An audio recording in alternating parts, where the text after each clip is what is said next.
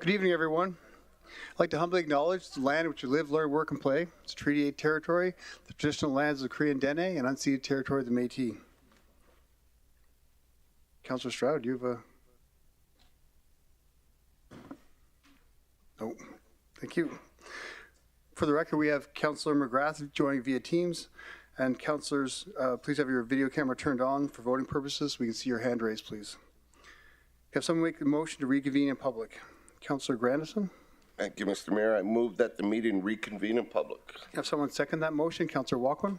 Thank you, Mr. Mayor. I second that motion. Thank you. I'll call for a vote. All in favor? That's carried unanimously. Thank you. If anyone in attendance wishes to address council on any of the agenda items, please register now with Legislative Services located to my right, and I'll be calling upon you when it's your turn to speak.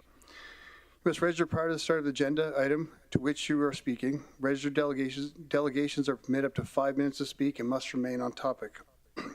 Before we adopt the agenda, does anyone wish to make a notice of motion? For a notice of motion, please press your microphone button. If on Teams, please raise your hand. Not seeing any. Can I have someone make the motion to adopt the agenda as presented? Councillor Benjoko. Thank you, Mr. Mayor. I move that the agenda be adopted as presented. Thank you. Can I have someone second the motion? Councillor Stroud. Thank you, Mayor Bowman. I second the motion. And are there any amendments to the agenda? Hearing none, I'll call for a vote. All in favor? That's carried unanimously. Thank you. Moving on to consent agenda. Does anyone wish to remove any items from the consent agenda? Do you have any?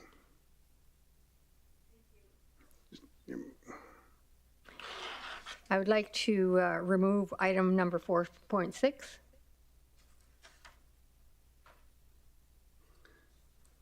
Thank you, Councillor Stroud.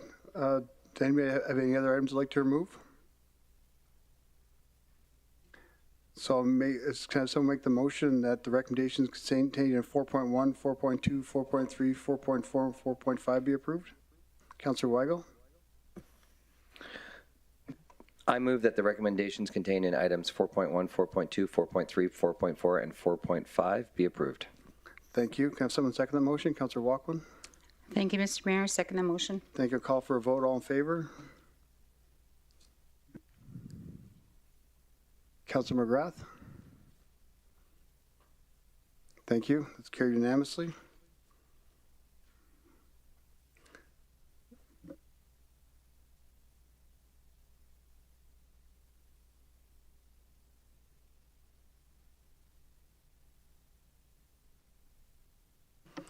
Moving on to presentations, I'd like to invite Kevin Weidlich, Dana D'Souza, Jay Note, and Beverly Tejera to present the Workforce Immigration Support Program.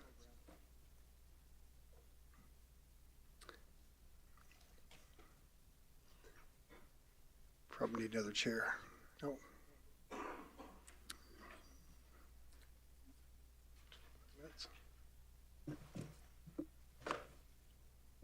And just as a reminder, you have 5 minutes, Kevin. Good evening, Mayor and Council. My name is Kevin Weidlich. I'm the President and CEO of Fort McMurray Wood Buffalo Economic Development and Tourism. Today I'm here with my colleagues from the Chamber of Commerce, the Regional Labour Committee, Keano College, as well as the YMCA. They'll each introduce themselves in the interest of time. Today I'm here to speak about the Workforce Immigration Support Program. This program is a Government of Alberta immigration program that is done on behalf that we as a community execute in the regional municipality of Wood Buffalo. The Regional Labour Market Committee, Keano College, the YMCA, and ourselves work together on a partnership to ensure that immigrants have the supports that they require within the region such that they can be fast-tracked to permanent residency. The Immigration Support Program is the region's approach to the provincial program, namely the Alberta Advantage Immigration Program, the Rural Renewal Stream. So we support local employers in their needs for with overcoming labor shortages that impact their ability to effectively run their businesses. And it helps us stand out as a region for newcomers.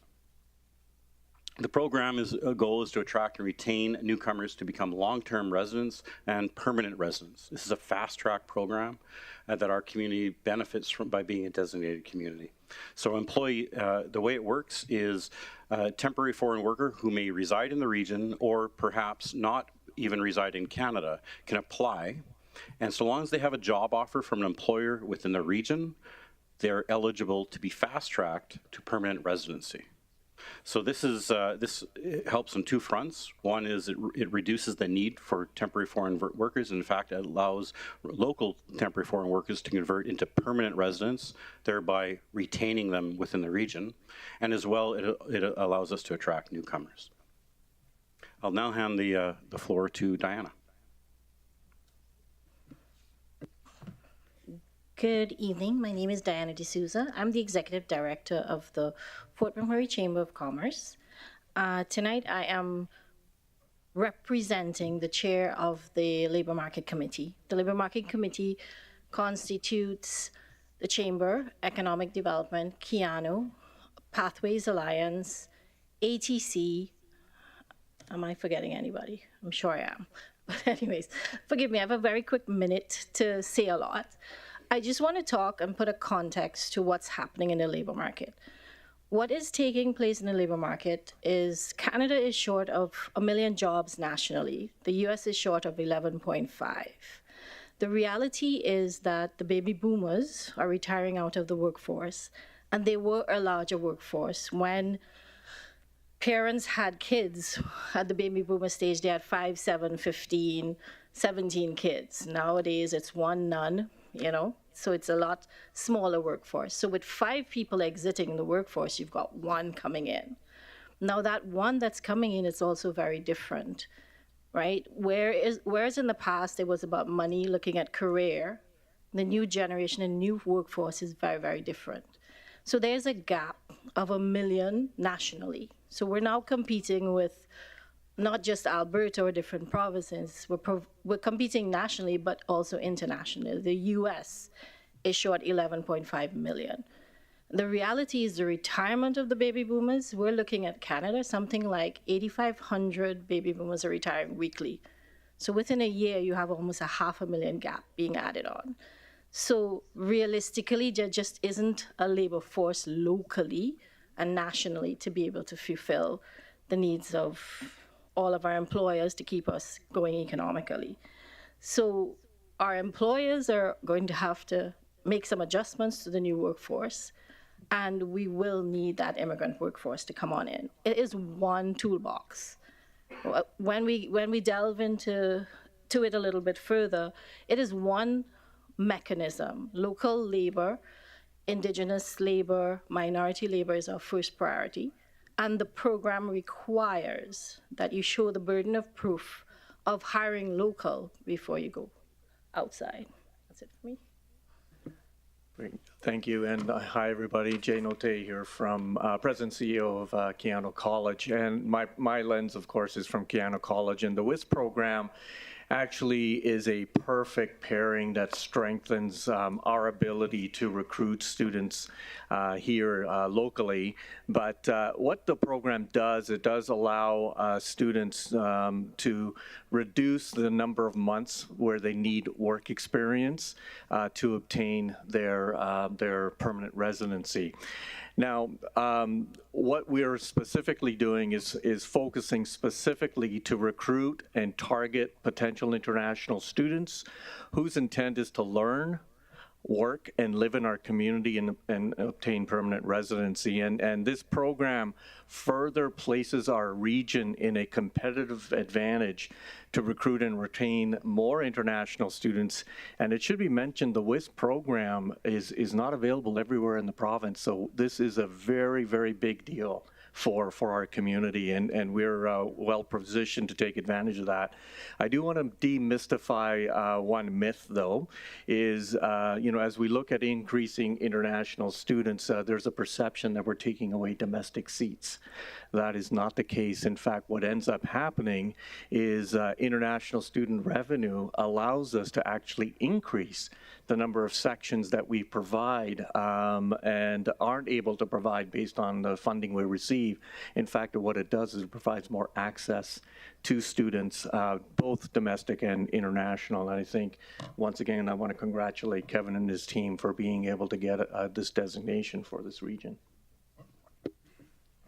Good evening. My name is Beverly Sherrera. I'm the Program Manager of Newcomer Services at the YMCA of Northern Alberta.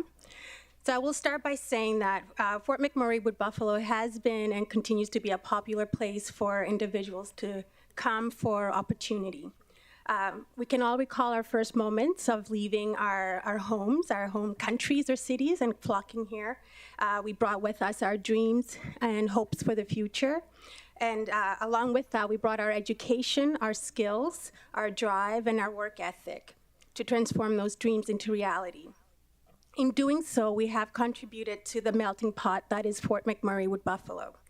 Today, Fort McMurray is one of the most diverse communities in Canada, more diverse per capita than Toronto, according to CBC News in 2016.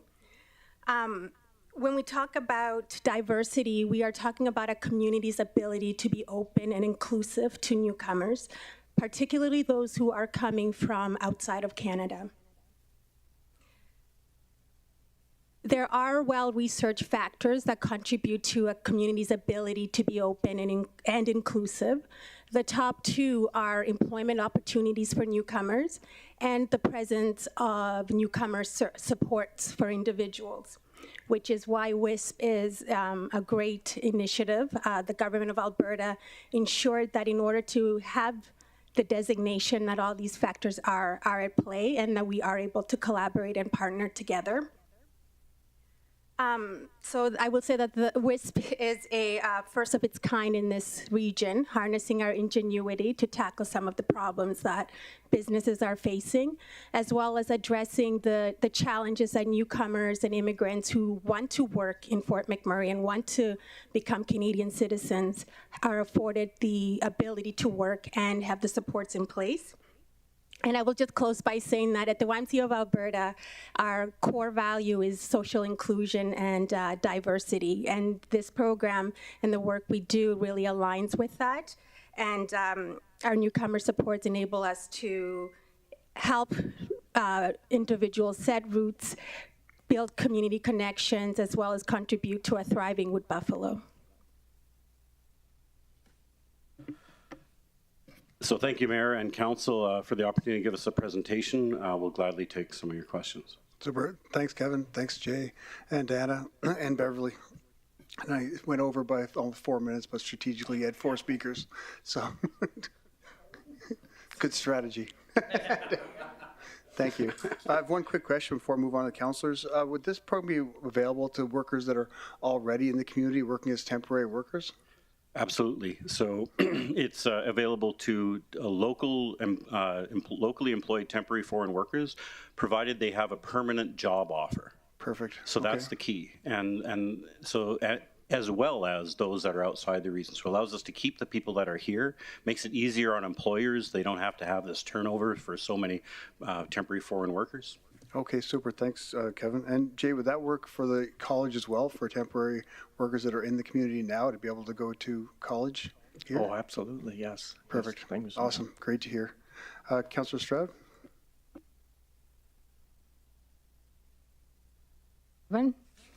How real is the labor shortage in our region? Very real. Across every sector, business sector, employers are experiencing shortages. This includes technical skills, professional services, the service industry. It's across the board. It's universal. Thank you, Kevin.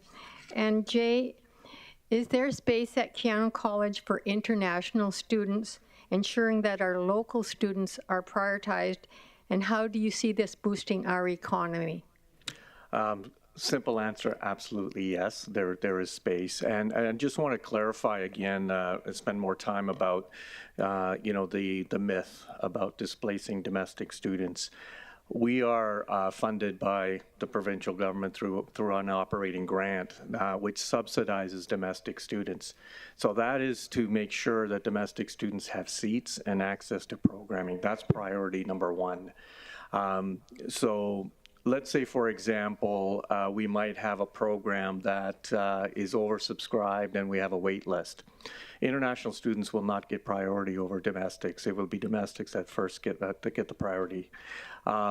What ends up happening with the international revenue is I can add an additional section which opens it up to all students, domestic and international. So it goes outside of what our operating grant provides. So again, we're in a position right now that whether it's domestic or international, it's not an issue. Depending on the program, so health will be a little bit more challenging because there are very strict restrictions on how many sections we can add just because there's no practicum placements. So I would say, again, domestic students will not be displaced by international. Thank you, Jay. Thank you, Councillor Stroud. Councillor Weigel? Thank you, Mayor, and through the chair. Thank you all for your presentation. I think one of my favorite parts of this is seeing the collaboration through all the entities come together on this program. It is labor shortage is massive, whether it's the gap, like you said, with the baby boomers leaving, or just even the stall of COVID through people getting into education and the 18 to 22-year-old gap. We're seeing it in all industries. So I just want to say thank you for you guys coming together on this collaboration and making it work. I guess just talking a couple questions. What does the timeline look like when you apply? When you say fast tracked, I have a good idea. I've been doing the temporary foreign worker program since 2007. How fast are we seeing work permits issued? And so from application to actually working, what are we seeing right now? So it's a great question. So the intent is to get to half. I'm not really sure we have enough data to say that it's exactly that, but the intent is to cut the time frame in half. Awesome. So that's probably my best answer. We're at the earliest stages. We have applicants at various stages through the process, and like one of the roles that we play as the economic development organization is we do the endorsement letter. So we put the burden of proof on the employer to confirm that the employer has given the job offer. Once they've done so, we give an endorsement letter for that applicant, right, and then they carry on. So at this moment in time, we have just it's in the teens of applicants that have just started. So right. Still the early stages. Awesome. I think you're going to see a lot more people enrolling. Absolutely. When you were talking about people that are already in the temporary foreign worker program being able to apply, one of the issues is that when you apply for a temporary foreign worker previously, you actually could not give a permanent job because it looked like you were taking a permanent job from resident. So when you talk about a job offer for a permanent position, does it negate, I guess, the fact that would you just issue a new job, like a new offer, because we weren't, an employer wasn't allowed to actually give a full-time offer to a temporary foreign worker before? So that is a material change. So temporary foreign workers that are currently working employers may give them permanent job offers. Awesome. That is a change as well. And a plug for post-secondaries. International students are also eligible, whether they have a job or have experience or not. Awesome. So then that's rather important. There are many. Immigration is a complicated thing. Bev can probably answer much better than I can. There's still hoops. It's still an immigration program. Okay. And I guess my last question is: have we had any successful applicants so far? So as I mentioned, I've signed all the endorsement letters. Still going through the varying stages of the process. So short answer, not yet. I'm curious to see how long it's going to take to. Awesome. Okay. Thank you so much. Appreciate it. Thank you, Councillor Weigel. Councillor Benjoko? Thank you, Mayor Bowman, and thank you for the presentation. And certainly appreciate YMCA Keanu College. I can see the influx of international students, obviously, since the last 6 months, even. Yeah, so I can attest to the change that we've seen. My question is, as an immigrant myself, I know, or originally an immigrant, I know the challenge that people face when they cross the border. And when we keep hearing shortage of labor, when immigrants get here, it's quite challenging to get that first job. Most employers will ask for the Canadian experience. That's one part, one hurdle to cross. The second part is, even you see a lot of people still searching for jobs. I reached out to Chamber of Commerce about 2 weeks ago. Lots of people are looking for a job, and there are lots of jobs in the market. So it seems that there is a mismatch of the labor and the labor that we have versus what we need. What is the strategy to be able to get the right workforce to our region? We know what we do here. We can predict a little bit what we need. Thank you. I don't know if I can answer that full question, but I think in the first instance, you came across as an immigrant, but as a permanent resident, which is different for the foreign worker and the WISP program. In order to have the permit, you have to have a job offer. So for the program that's being run now, you can only come into getting that permit with a job. So it starts with the employer, Okay. right? The employer making that offer. So it's a little bit different. Different. Okay. And on the other side of matching those that need a job with those that don't need a job, it's the job fair. So we've been talking about different versions of the job fairs as we go into next year, specifically around the WISP program. Okay. Right? So that we tailor some of it specifically to say, if you are from that workforce, come and meet the employers. With the fast track program, we're hoping to see more employers use it. They will need it. Okay. So that will be the approach going forward. Thank you. And that takes me to the next question, which is there has to be the buy-in of the employers to this program. So I believe you will need to sell this to the employers as well, because it's a two-way traffic. And so I hope there's a strategy in place to ensure that the employers get the buy-in. And Well, I would say Kevin and his team have been doing a lot of workshops and a lot of training, a lot of information, and we're seeing a lot of employers come to the table.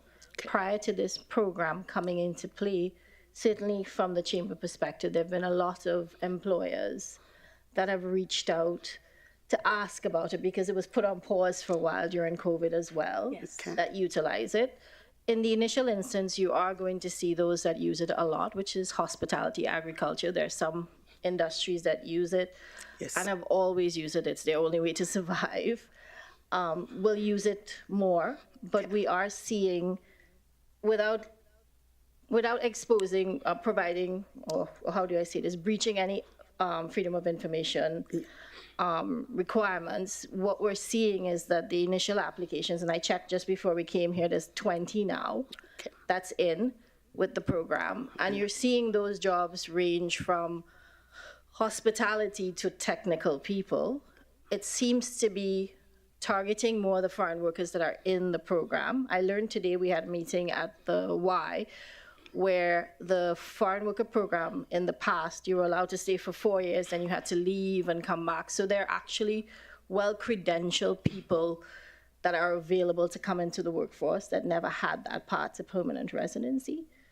Thank you, and I like the YMCA part, and I hope that you would be working to integrate the newcomers, because I mean, it's one thing to have the skills set and education, but working in Canada is slightly different from coming from China or Nigeria. So. Yes, Councillor Bajoko, it is quite challenging for temporary foreign workers to integrate in the community because of the vast array of challenges that just go into being a newcomer in any community.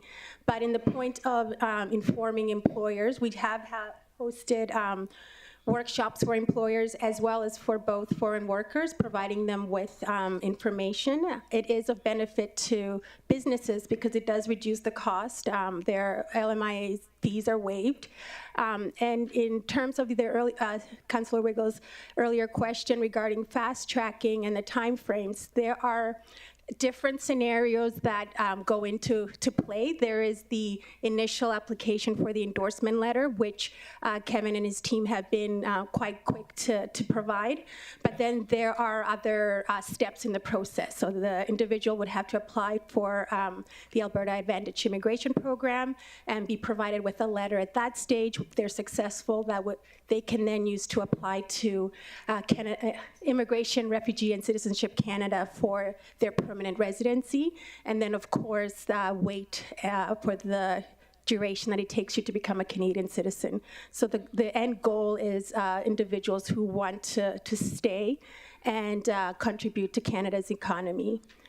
And to also, if I may go back on Councillor Stroud's initial question, this issue of labor shortage is not unique to our region. This is a nationwide problem, and the rural renewal stream and WISP's take on it is actually in line with Canada's immigration level plans, as well as the Alberta government's role in that they've been allocated a certain number of individuals each year that they must put through their provincial nominee programs. So this is where that stems from, and just to provide some context.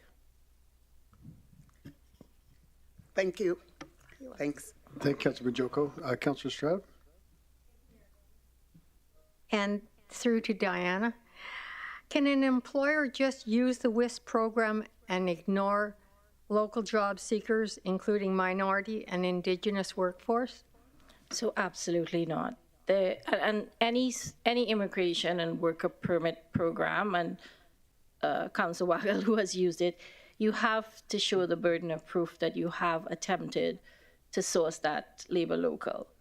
I do have some news, though, from the rural renewal stream. The federal government has actually opened up the foreign worker program in a very similar format, in that they've opened up that path to permanent residency to foreign workers throughout Canada now, because they're also trying to deal with the national workforce challenges. So while we do have an advantage right now, as the country tries to deal with the labor shortage, it will begin to erode. Thank you, Diane. And so what are some of the measures in place to ensure that a business does not staff only foreign workers? So it's something that Beverly had spoke to, their statutes and their requirements at the federal level. So the two industries that are allowed to actually staff to a significant level of foreign workers is hospitality and agriculture, because they have historically depended a lot on seasonal workers and foreign workers. And the percentage is about 60 to 40 in one and 65 to 40, with 60% being it has to be local, right? It has to be Canadian workers, and 35% being the foreign workers, or 60% being 65, 35, 60, 40. I know that's being considered to change because you just have such a shortage, but it may change by 5%. And are the qualifications and credentials the same for locals as for the foreign workers? Absolutely. So if a job requires that it's a journeyman Red Seal requirement, it's the same, particularly for technical workers. What is taking place now, because the foreign worker program has been in play in Canada for many, many years, is you do have people that are credentialed. They've been part of the program for 4 years. They've had to go back, or they've come back on the program. There's never been a path to residency, which is the advantage we have now for them to come here. But it's absolutely the same. There's no lesser requirement. And when we talk about foreign workers, I mean, we have people here in Fort McMurray that look for pilots through that program. There's nurses, we're shortage. You know, sometimes we think about only one particular type of labor force, but it's across the board, doctors, nurses. Mm-hmm. We can source them all via that, but they will be required to be credentialed, equivalent to whatever is required for different job roles and to job skills. Thank you, Diana. And so Beverly, I hope I'm not putting you on the spot. What services does the YMCA provide for new residents in our region to make them feel welcome and want to live and work here? Well, I'm always happy to answer that because we provide quite an array of services and programs. We have currently 6 federally funded programs through IRCC and the provincially funded foreign worker program. So it's just providing assistance. You would be kind of perhaps not shocked, but just amazed at the array of needs that individuals have. Getting familiar with winter is one. Transportation, access to bus passes and bus tickets, interpretation and translation. And on that note, I'll say that because we work very closely with Keanu College, their LINK program, they have their highest waiting list since 2015. And that's just based on the numbers of newcomers we're seeing in the region and people's need for English classes. So ensuring that people have the basic access to basic services, healthcare. We have workers who take individuals to medical appointments. We provide with housing assistance, with providing individuals who need help finding permanent accommodation. So there's an array of programs and services. We support kids, newcomer kids in schools through our Swiss program. We also have the local immigration partnership. We've just completed a 2022 survey into the needs of newcomers, and we've had a chance to look through it and work very closely with community partners as well as newcomers to address some of those, identify the gaps that are in the community and to work together to try to fill those. So we will be sharing the findings of that research very soon and looking forward to working with community to make life easier for those who choose to call Fort McMurray home. Well, thank you very much, Beverly, and thank you to all the presenters. I think I attended one of your meetings, and I found it very informative. Thank you. Thank you, Councilor Stroud. Do we have any questions from council? I'm not seeing any. So again, thank you. Thank you, Kevin. Thank you, Jay. Thank you, Beverly. And thank you, Dana. Excellent presentation. And I've been to Keanu's language classes for new residents and excellent programs. Great students. So thank you very much and have a safe and happy holiday.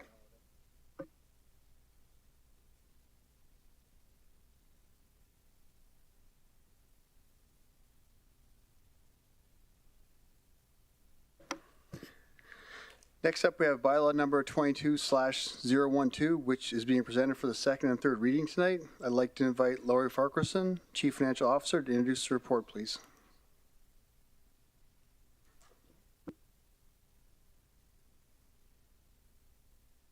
And it should be joined by Keith Smith, Director of Public Works.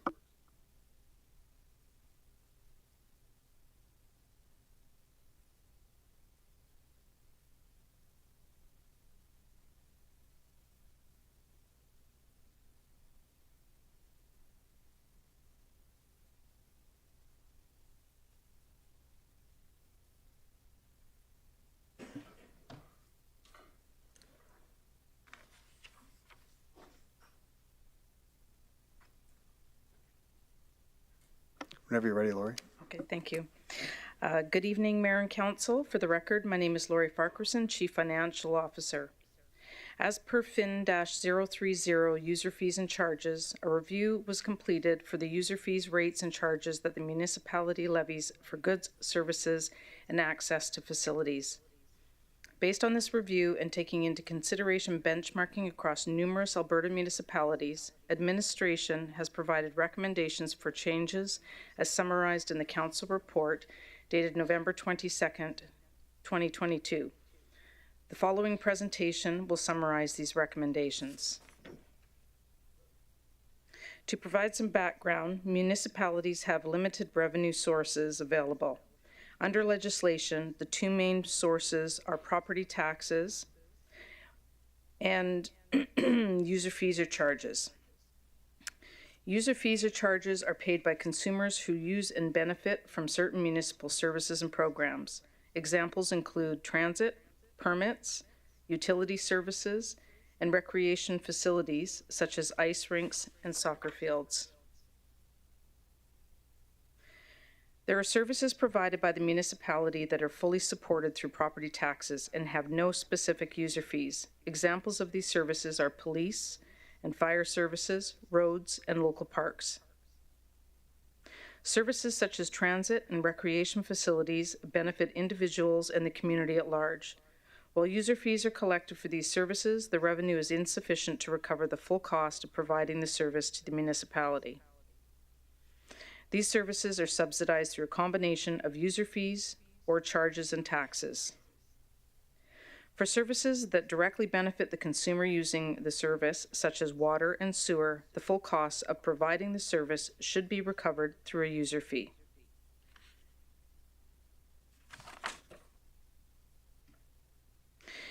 An external expert assessment of fees associated with cemetery and columbarium permits and services was recently conducted, identifying a multi-year plan to ensure longevity in service offerings while reducing the level of subsidization to approximately 50% in 2023 and 40% in future years.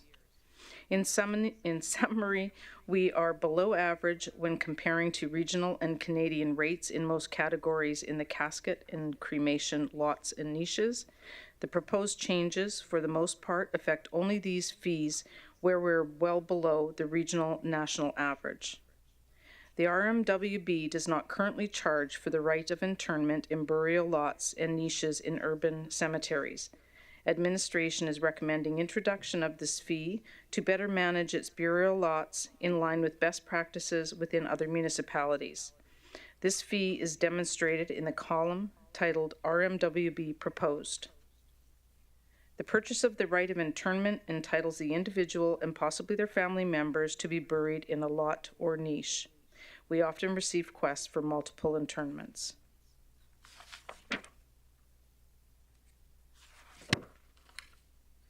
We are currently subsidizing over 90% of cemetery fees today. This slide demonstrates the variance across 4 other jurisdictions. The annual fee is approximately $20,000, which is offset by the direct operating costs of approximately $570,000 to provide the service.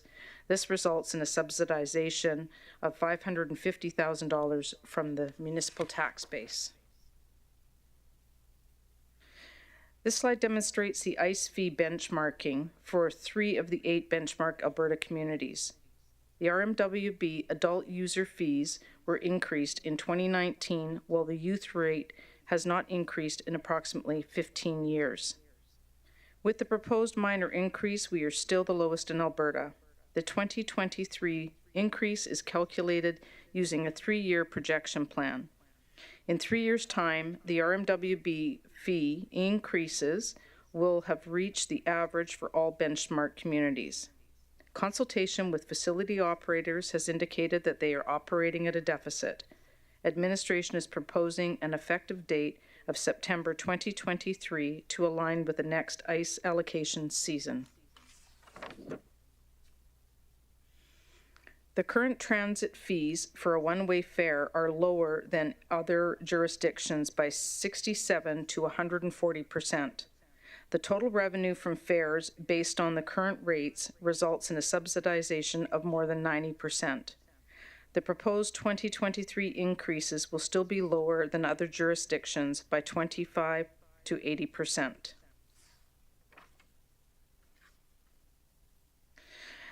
This slide represents the historical transit fees for urban. There has not been a fare increase since 2020. This slide provides a historical fee pricing for rural. As demonstrated, rural fees have not been increased over the past 5 years. Utility rates are considered a direct benefit to individuals, groups of individuals, and businesses. Due to historical subsidization levels, the municipality currently continues to subsidize all utilities. Annual increases of 10 to 15% are recommended as previously directed by Council December 14, 2021, to move towards a cost-neutral service. Rate increases of approximately 10% are to continue until direct cost recovery is achieved. This slide represents the variances between the fees charged in urban and rural areas. Urban rates for residential water, wastewater, and curbside garbage and recycling fees are proposed to have a maximum 10% increase, which will amount to, on average, an additional $22 bi-monthly. In the rural areas, the rate should be at a minimum equivalent to the rates charged in urban areas. Therefore, rural rates are proposed to have a maximum 15% increase as we try to implement equity in service delivery regardless of location. The proposed increase is an additional $21 bi-monthly. Commercial rates are increasing by 10%. This slide is just an example, as rates are charged based on meter size and consumption. All fixed rates in this class and the variable rate are being increased by 10%. The proposed rate and fee adjustments will increase revenues by approximately $3.5 million. $300,000 is attributed to increases in transit fares, and $3,200,000 is for utility rates. Administration is recommending a reduction in some of the safety code fees. Some of the fees with decreases are slightly lower than the average price of the same permits across Alberta.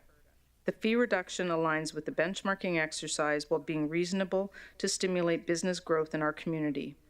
Reasonable rates also encourage compliance, the result being projects are being conducted safely with the appropriate permits.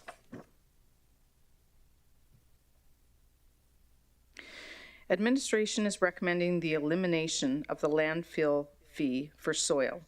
Much of the material transported to the landfill during 2022 is from RMWB-sponsored projects, such as snide dredging or the new North Operations Centre, which is why the recommendation is to remove the fee. The clean soil will be used in daily cover operations.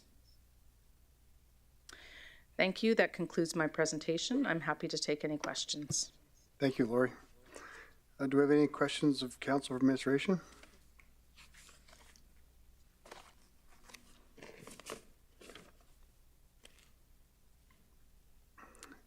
Councilor Stroud? Thank you, Mayor Bowman. Thank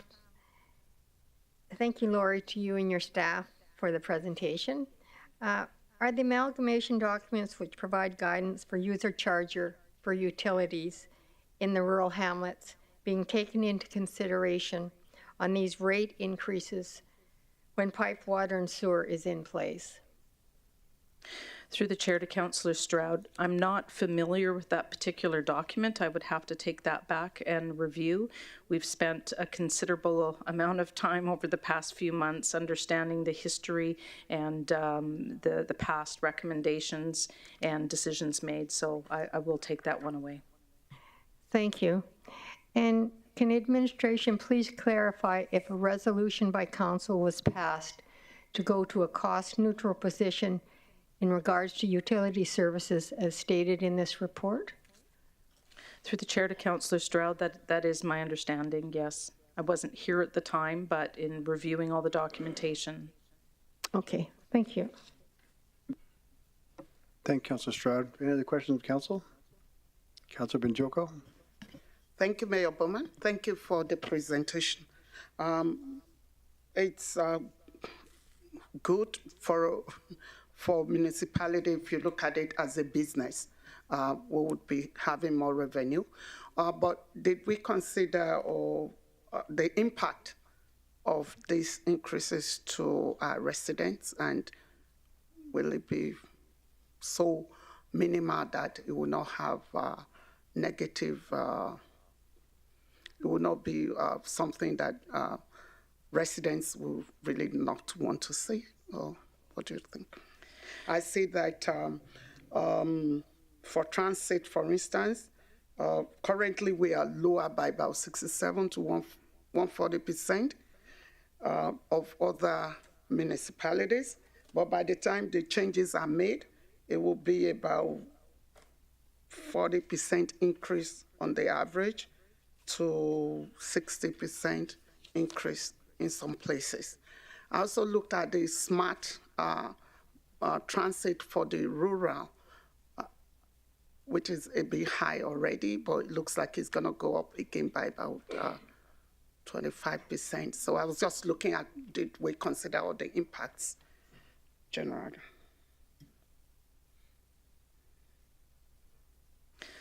Through the chair to Councillor Benjoko, for some families, I can imagine that any increase that impacts their day-to-day budget could be difficult. Through all of the analysis that the team has done, I'm very confident that 90 to 95% of our fees are the lowest in Alberta. And I think that's true. When we moved from Ontario, I couldn't believe the prices of the bus passes, even though everything else was more expensive, but that was something noticed. Then the decrease in permits, the charges for permits, I think that's a welcome development. So thank you. Thank you, Councilor Benjoko. This is a question probably for Director Smith or you, Laurie. I just want to get an explanation of the right of interment on Schedule F, going from $93 to the $500, I believe, and for the adult, for the child, and for the cremation, just the increased percentages and what the difference is going to be. Excellent. Through the chair to Mayor Bowman. If you allow me, I will tell you the difference between the two prices. So it's important to note that the reservation fee, if this gets approved, will be dropped. So that $93 will no longer be in effect. It'll just be the $500. So that's an important note. I just want to let you know that plot fee was introduced to council back in 2003 that would replace the reservation and associated fees. However, it was defeated and all fees were wrapped up in that reservation fee of $93. We are the only municipality offering a reservation fee for $93 that lasts 75 years. There is one municipality that offers a reservation fee, but that's only up to 5 to 10 years, and essentially what it is kind of like a layaway plan.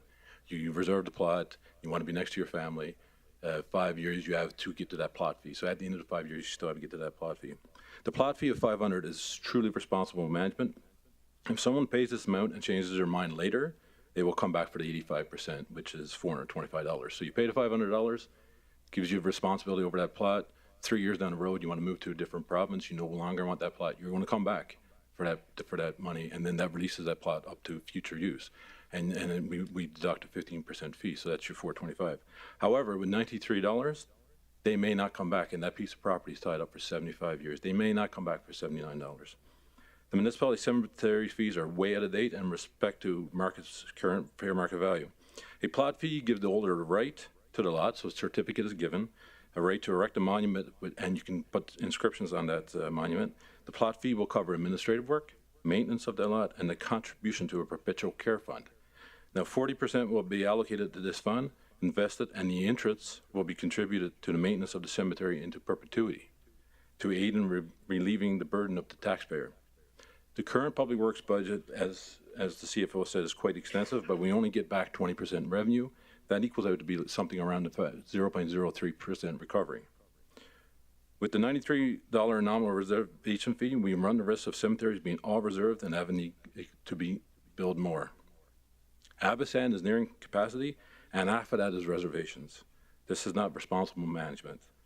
For example, we recently had a family member come in. He wanted to buy one plot. He thought plot fees, he's from a different province. He realized it was $93, he bought up 10 for his family. So that's a lot of real estate taken up. We are well below Alberta's average, and this is the first step to really becoming comparable. What we are doing here is outdated, is inefficient, and is not sustainable. So this is the first step. The recommendation was actually $1,500. $500 is well below market value. Perfect. Thank you, Keith. That's excellent to know the difference of what we're seeing with the 93 to the 500. Because it's a big percentage to see and try to explain to everyone. So I appreciate the elevator talk as well. Thank you. Councillor Stroud. Thank you, Mayor Scott. And, oh, sorry. Jeez. Sorry. Thank you, Mayor Bowen. So the concern I have is that in Indigenous and rural residents in some hamlets lack grocery stores and have no recourse but to take the bus, which only comes twice a week.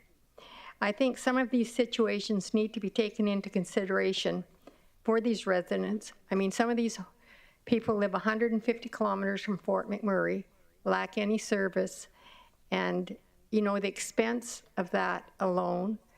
And as we all know, that we do have children, seniors, elders in these communities. Thank you.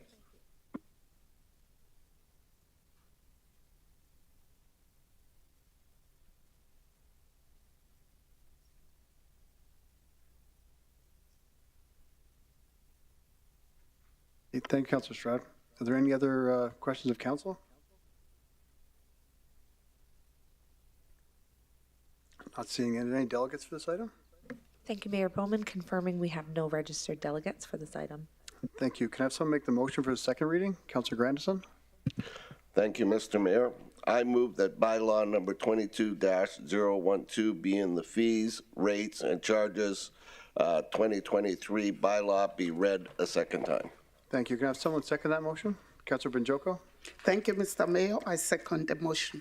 Thank you. Are there any other further questions, comments, or debate points from council? Not seeing any. I'll call for a vote. All in favor? And opposed? That's carried with one opposed.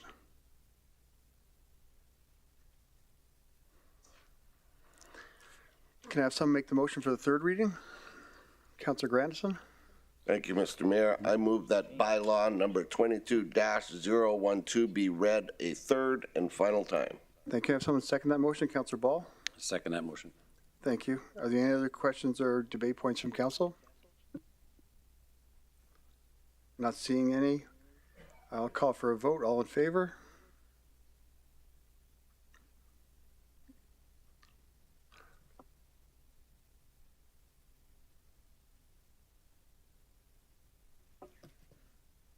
Okay, so that's carried with one opposed. Sorry, opposed? Thank you, Councilor Stroud.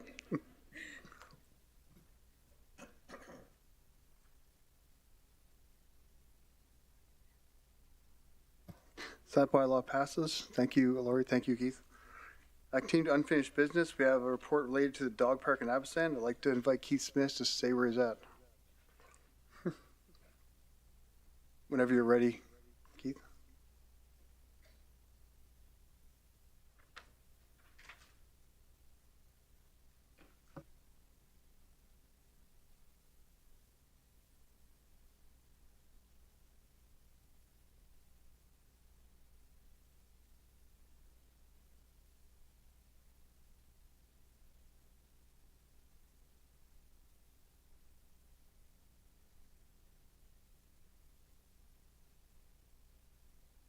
Whenever you're ready, Keith. Excellent. Thank you, Mayor Bowman. Good evening, Mayor and Council. My name is Keith Smith, and I'm the Director of your Public Works Department. With me, I have Stephen Fudge, who is the manager of our Parks branch. We are here to present to you our findings regarding the feasibility of a dog park in Abisan. During the 2022 budget deliberations, Council made a motion directing Public Works to undertake a feasibility study and subsequent public engagement for the potential construction of a dog park in Abisan and present the findings back to Council. To undertake this study, Public Works conducted a detailed review of findings in the Council-approved 2019 Parks Master Plan. Public Works also worked with our internal stakeholders to review possible locations for a dog park on municipal land and bring these locations forward to residents from public engagement. The locations selected were deemed to be the most viable municipal land available in Abisan that would provide the standard elements to give the greatest interest to dogs and allow for the best use and access as seen in similar dog park facilities in our urban area. A significant body of research shows that parks and open spaces provide an overwhelming contribution to community in terms of social value, individual well-being, community connectiveness, ecological health, and economic benefits.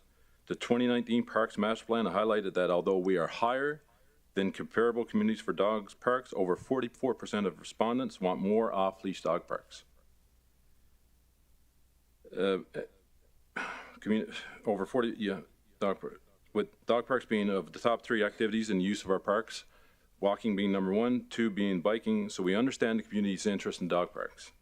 The public engagement to the community regarding dog parks in Absent demonstrated an overall interest in establishing a dog park, but it also demonstrated opposition to available locations.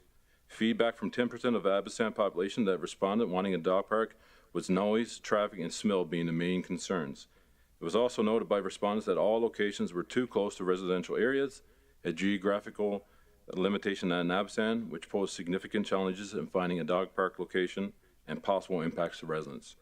Considering the findings from the 2019 Parks Master Plan and his recommendations to construct the dog park north of the bridge, the challenges with viable locations in Absent, current supply of locations of existing dog parks, and over 73% of the population residing north of the bridge, administration recommends focusing the establishment of a new dog park facility north of the bridge in line with Council's strategic plan.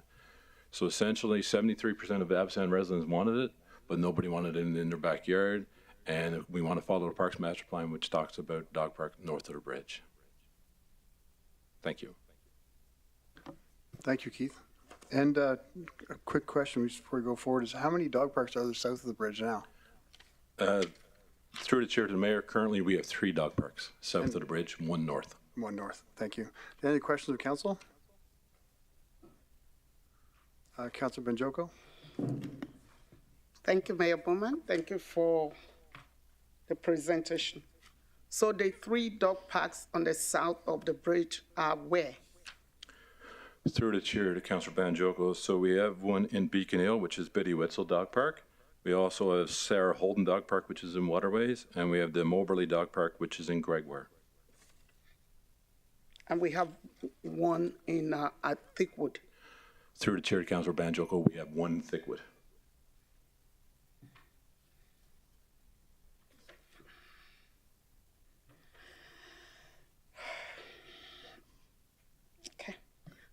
Thank you. Thank you, Councilor Banjoko. Are there any other questions of council? Not seeing any. Do we have any other delegates this item? Thank you, Mayor Bowman. Confirming we have no registered delegates for this item. Oh, thank you. Can I have someone make the motion? Councilor Grandison?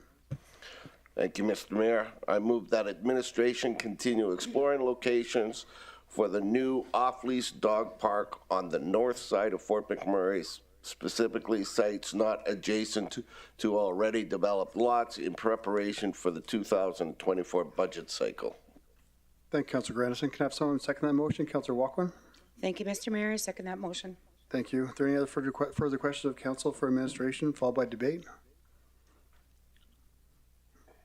Councilor Banjoko? Thank you, Mr. Mayor.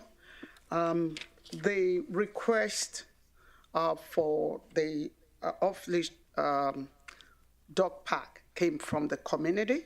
So I just wanted to know if there's any feedback going back to the community of the findings, 1, and if now we've closed the chance of Abasant having a dog park.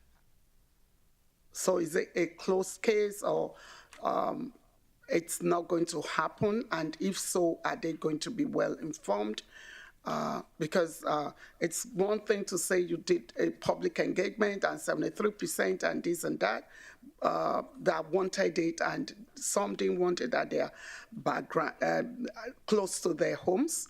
But I'm sure there are some that are still expecting it. So I believe we need to circle back and let them know this is the finding and this is the reason why we can have the dog park there at the moment. I think it's important. What I was told before I came to move the motion is the fact that people have to either travel with their animals across either to Gregoire or to Thickwood to have the chance to socialize. And I think it's important to them. It's like caging my child, and he can have the freedom to socialize. So it's as important. So I just wanted to know. Okay. Your plans. Through the chair, Councilor Banjoko, Public Works will definitely work with our communications department to ensure that we close the gap or close this with the residents in Abasant.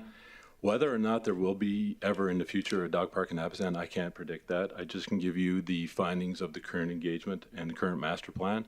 However, in the future, we never know how things will go. Abisan is kind of centrally located to all the dog parks, and it's only 5.6 kilometers away from the Sarah Holden Dog Park, which is a 10-hectare dog park in waterways that's heavily used.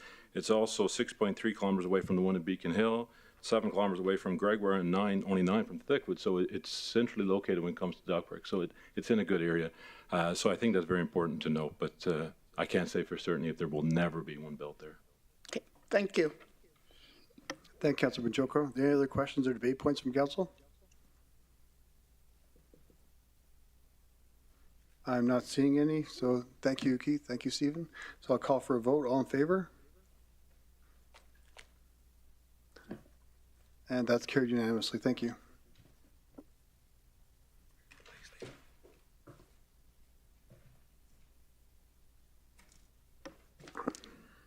Moving on, new business. We have the report for Council's strategic plan. I'd like to invite Kelly Hansen, Director of Strategic Planning and Program Management, to introduce the report.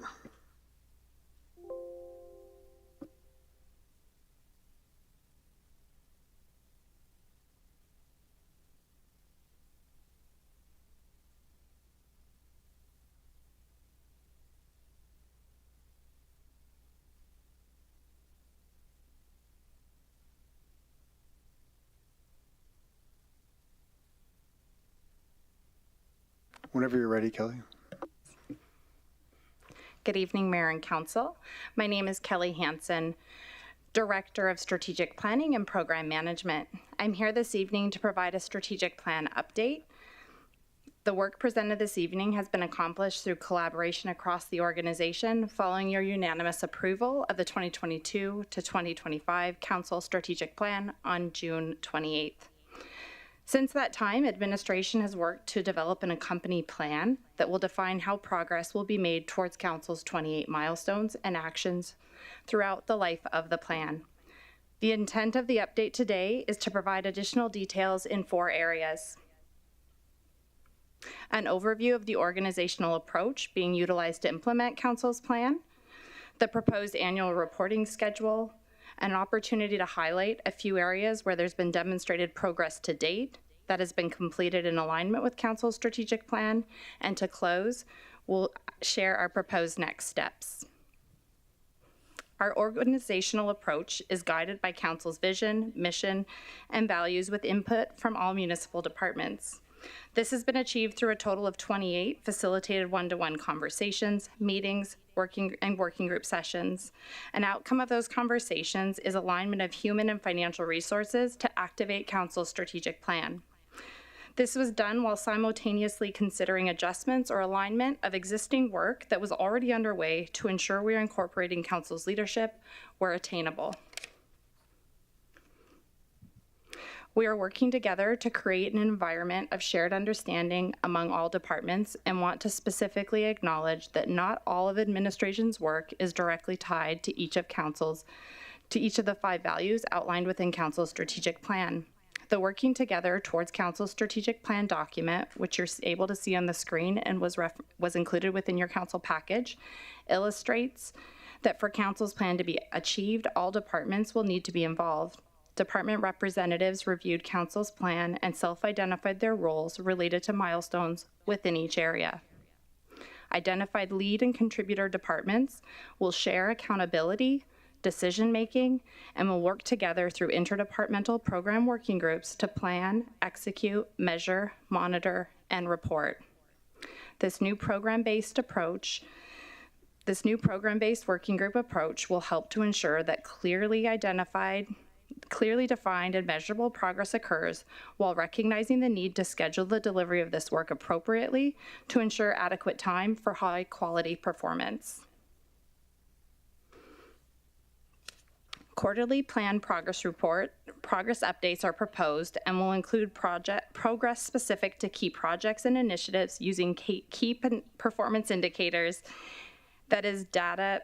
that support data-driven monitoring and measurement of completion and progress. The KPIs and monitoring will be defined collaboratively as our first action item in Q1 of 2023 and will be foundational in how we report going forward.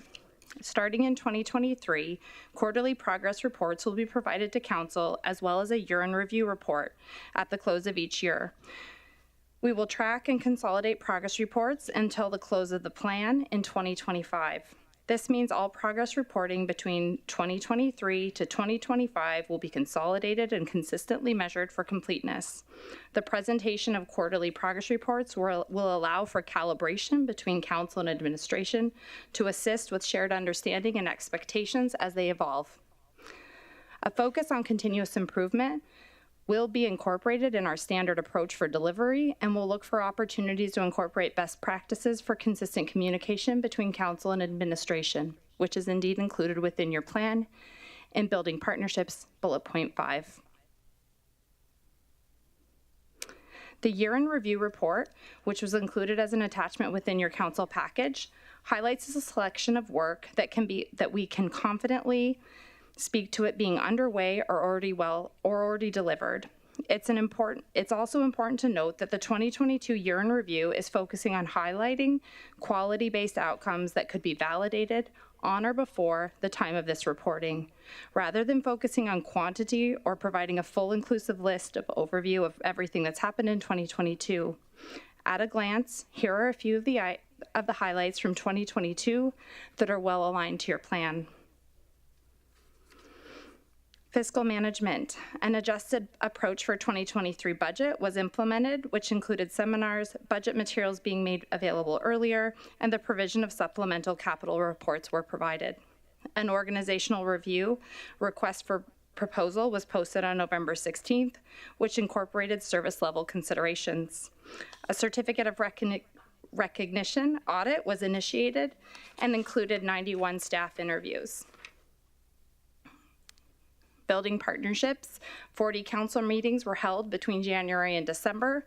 10 engagements were conducted as part of the touring around the region. Please note the number on the PowerPoint requires an update based on your travel last week to Fort Fitzgerald.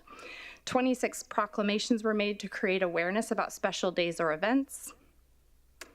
Rural and Indigenous communities and relationships. Indigenous artwork was unveiled within the council chambers. The RMWB collaborated with Indigenous partners to host community gatherings and walk in recognition of truth and reconciliation. Council approved $230,000 to support the implementation of local action plans for missing or murdered and exploited Indigenous peoples. The second annual Truth and Reconciliation Challenge was hosted between August and September. We hosted a community-wide celebration for National Indigenous Peoples Day. Protocol agreements were signed for 5 Indigenous communities. Again, notably, this number has been adjusted in just the last day.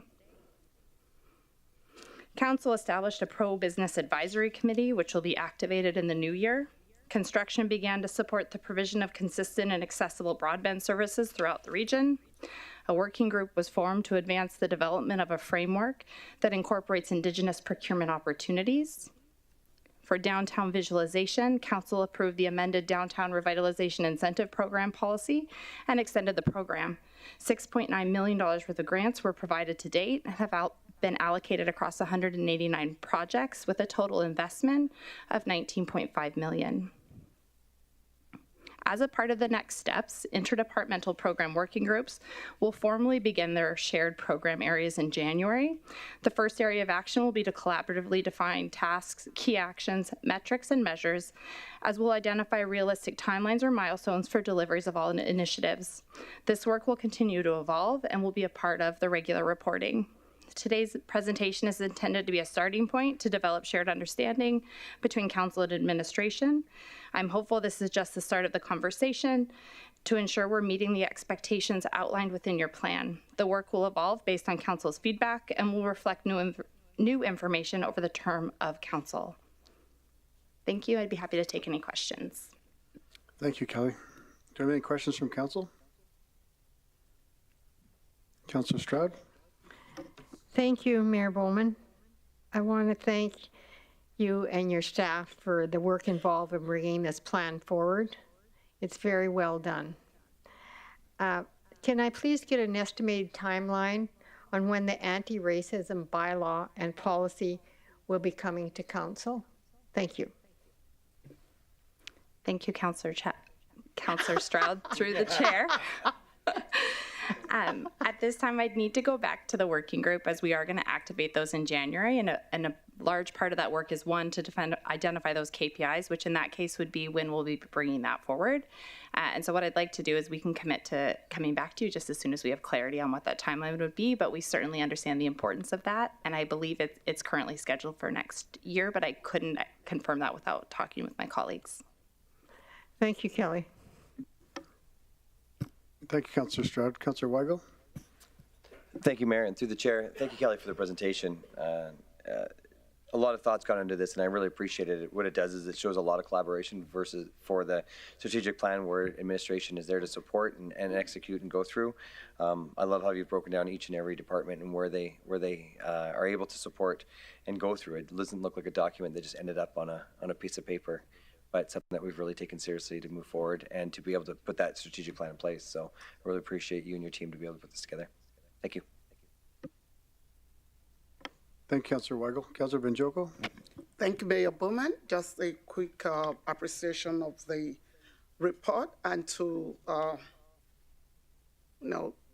appreciate the fact that there will be quarterly reports, especially projects. I think that would be good, and I think we're all looking forward to that. Thank you, Kelly. Thank you, Councillor Benjoko. Any other questions from council? I'm not seeing any, so thank you, Kelly.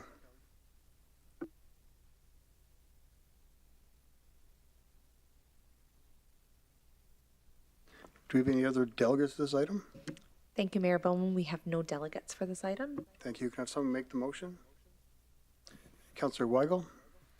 I move that administration's approach to implementing council's strategic plan be approved. Thank you. Can I have someone second that motion? Councillor Stroud? Thank you, Mayor Bowman. I second the motion. Thank you. Are there any other questions or debate points of council? Not seeing a call for a vote. All in favor? And opposed? Councillor Boussier, did you vote?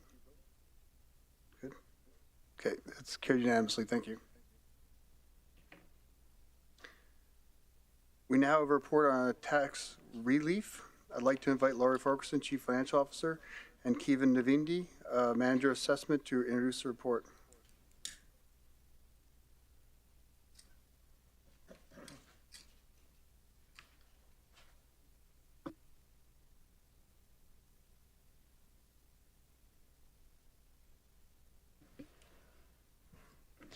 Good evening, Mayor and Council. My name is Laurie Farquharson, Chief Financial Officer, and with me is Kevin Navidi, Senior Manager, Assessment and Taxation, who will be presenting to you this evening. Good evening. Please note that the requested amount in the Council report needs an update. Since the report was prepared, penalties are imposed on the tax account in November. Therefore, the total amount increased from $90,071.60 to $91,875.47. Administration received a request to cancel the post 2016 wildfire cleanup costs and penalties in the amount of $91,875.47 for the property legally described as Plan 3969 ET Block 3, Lot 7. On May 3, 2016, this property was destroyed by the Horse River wildfire. As part of the efforts to support the community recover from this event, the municipality issued an order to clean up the sites destroyed by the fire. To ensure residents were made aware of the order was posted on the municipal website. The municipality mailed the order to each mailing address on the file for the tax roll and advertised the order in local newspapers for 2 weeks. All cleanup costs that were not completed in the timelines set out by the order were charged back to the residents. The owner took no action, no cleaning up the sites, nor appealed the order. In October 2016, RMWB retained a third party to demolish the structure and level the site.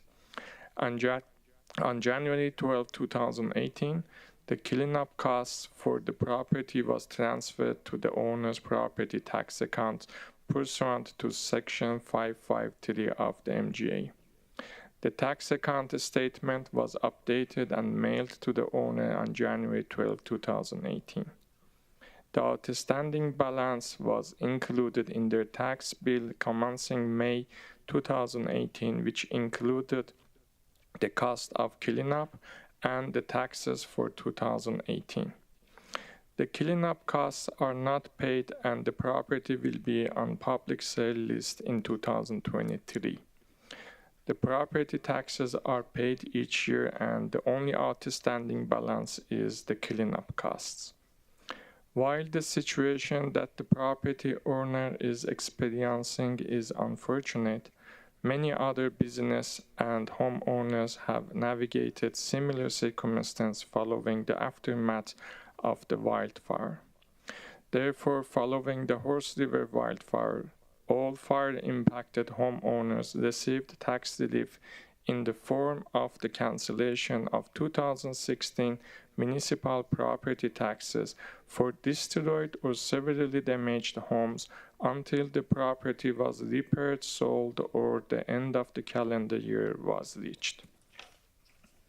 In 2022, Council approved the property tax relief policy to ensure that all tax relief requests are reviewed in a consistent and appropriate manner and have been prepared to assist municipal council taxpayers and any delegated of council on the requirements to qualify for municipal tax relief in the municipality.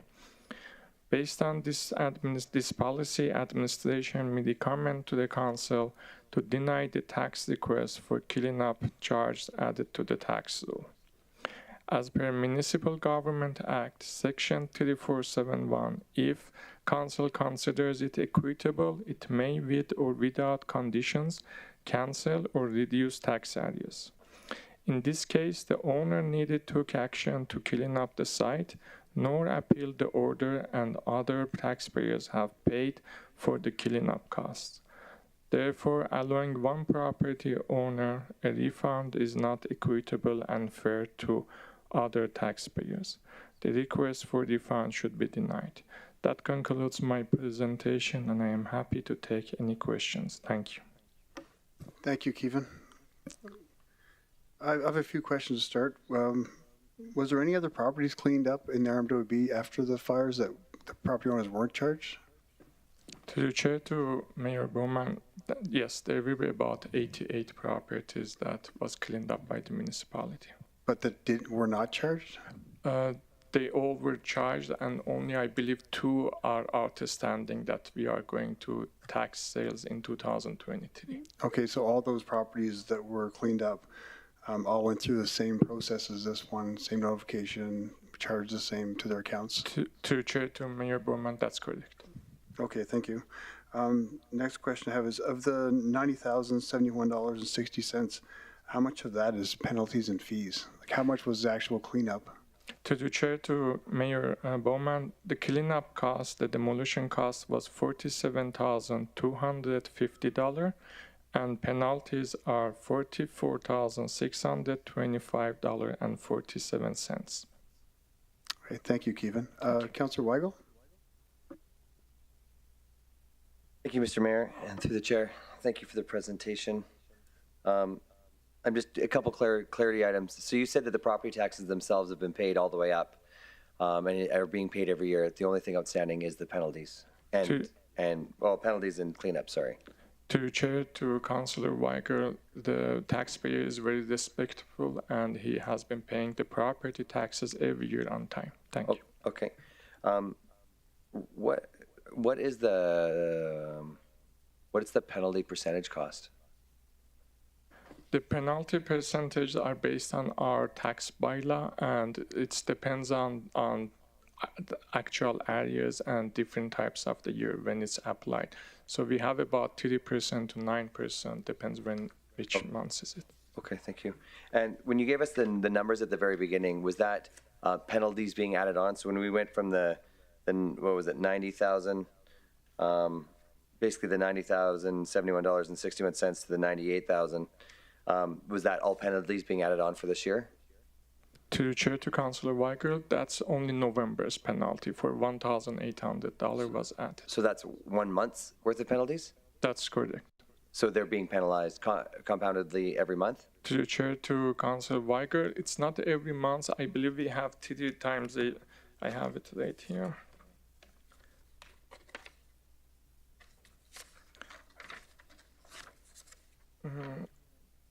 We have actually, just a second, I have in my papers.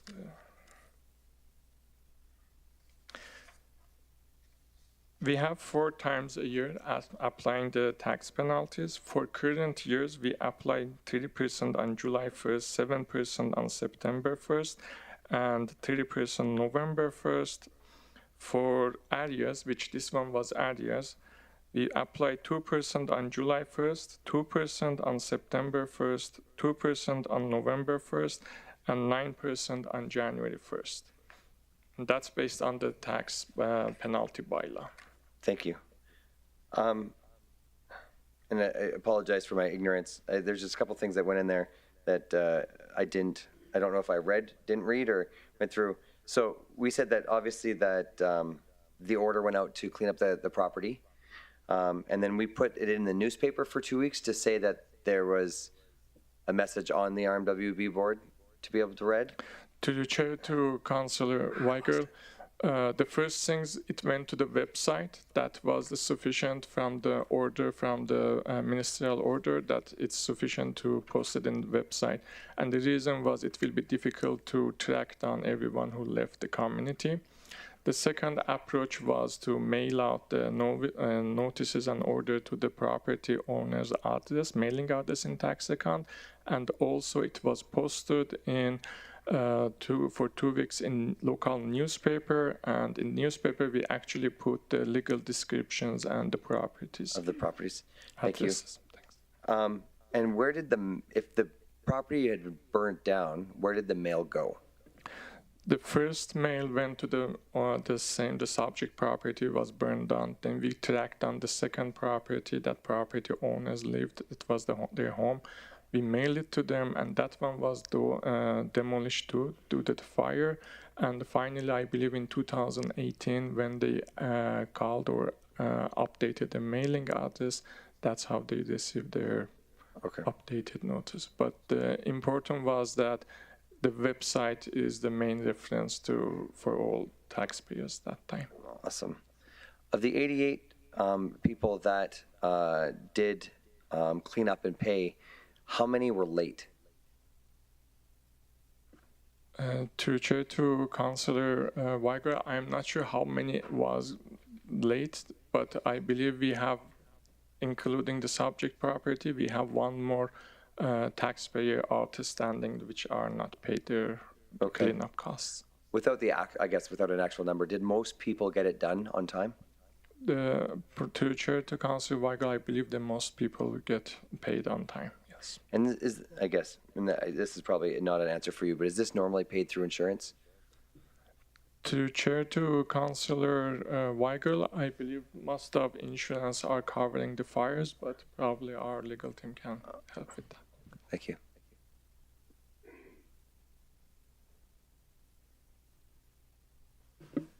So through the Chair to Councillor Weigel, yeah, that's correct. Most of the homeowners or business owners did see their insurance policies pay for it.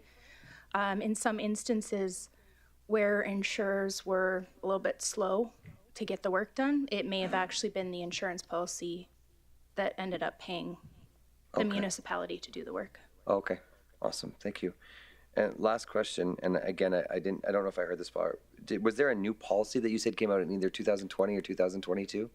In 2022, this council approved the tax relief policy to make it consistent and transparent. All these tax forgiveness requests for council, administration, and all other taxpayers. Awesome. Okay, thank you. Much appreciated. Thank you, Councillor Weigel. Councillor Stroud? Thank you, Mayor Bowman, and thank you for the presentation. When did this tax bill actually show up, this amount show up on their tax bill? To Chair, to Councillor Stewart, it was first on tax bill of May 2018, but it was the account balance was forwarded on January 12, 2018. So it never showed up on their tax bill until 2018, and this happened in 2016, correct? To Chair, to Councillor Stewart, that's correct. So I know you explained some of the methods that was used to contact Mr. Nesreddin. So in some situations previously, is it correct to say that if a registered letter was not received by the business owner, we have waived the penalties? To Chair, to Councillor Stewart, we had, I believe, 2 cases that the penalties was waived. That's correct. Thank you. Did Mr. Nesreddin claim that he had the property cleaned?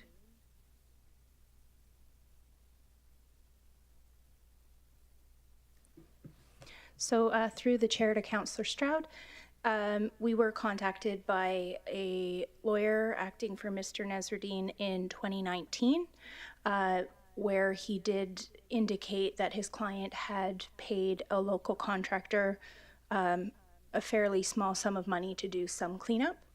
As a result, we did reach out to our local contractor who did the work on behalf of the municipality to give effect to the demolition order and just confirm basically the condition of the property prior to their demolition efforts. So we were not aware of any efforts to have cleaned up the property. So it's difficult to say whether or not any cleanup had been done or not. But certainly there was still a foundation in the ground and a lot of wildfire debris when our contractor went in and did the work. Thank you. Thank you, Councillor Stroud. Councillor Benjoko? Thank you, Mr. Mayor. I just wanted some clarification to how this whole issue started. He bought this property and later found out that it had to be demolished.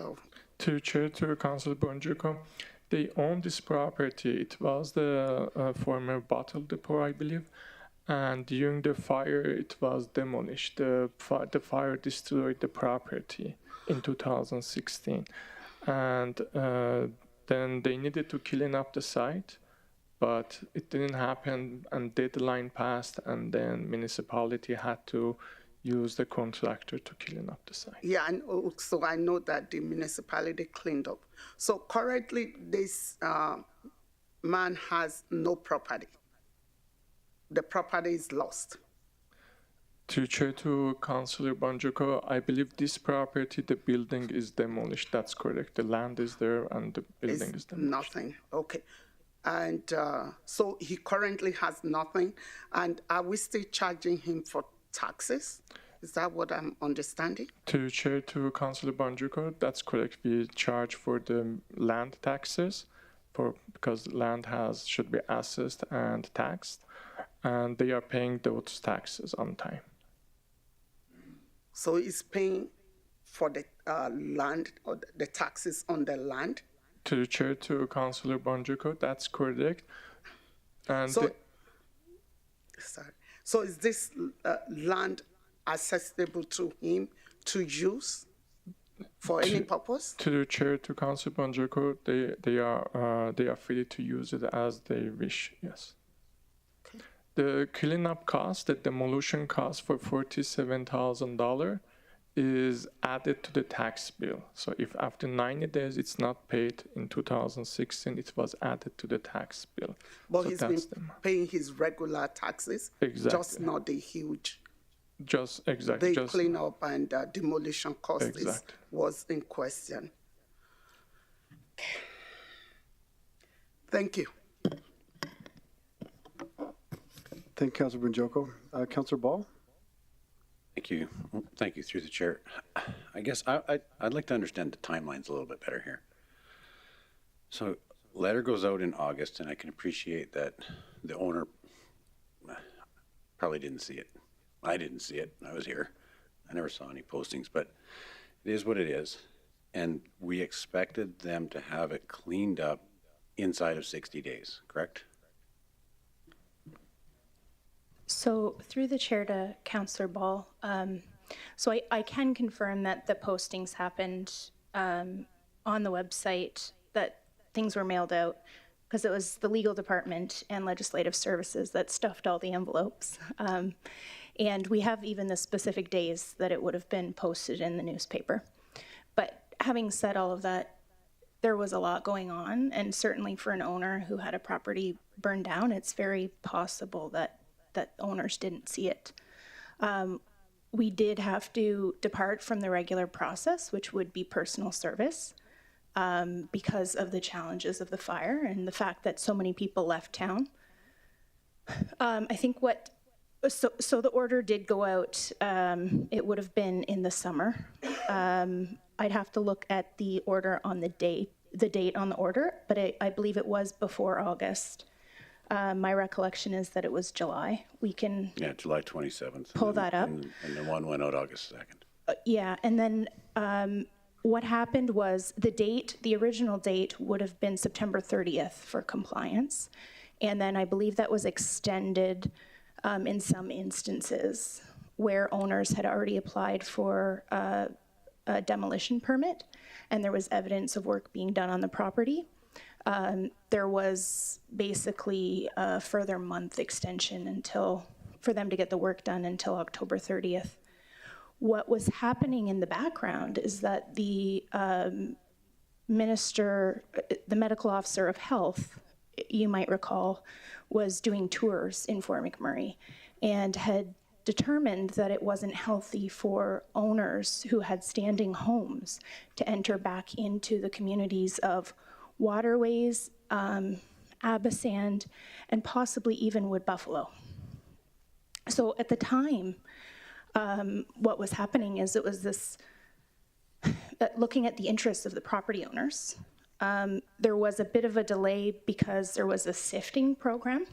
What was learned through Slave Lake was that owners were able to, from an emotional perspective, heal better when they were able to go and see their properties and go through that process. So the communities, there was no access for those who had standing homes, and they were stuck, relying on their insurance policies and Red Cross to find other alternative places to reside. And ultimately, it was a balancing act, and then the decision was made. Those homeowners, once the sifting program had happened, we needed to get things cleaned up because the medical officer of health was recommending that nobody be allowed in those communities until that happened. And so for that reason, I think a decision was made partway through the summer that the priority was going to shift towards getting those properties cleaned up. It's an approach that was different from what happened in Slave Lake. I think in Slave Lake, the government went in and cleaned up the properties before the owners even got to go home. And so this was a bit of a unique situation where once the basically state of emergency was no longer in force, we no longer have legal authority to enter onto people's properties and clean them up if they fail to do so.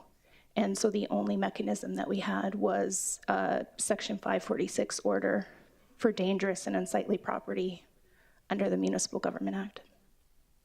Okay, well, I don't know that quite gives me my timelines, but I can appreciate that. I was involved July, in all.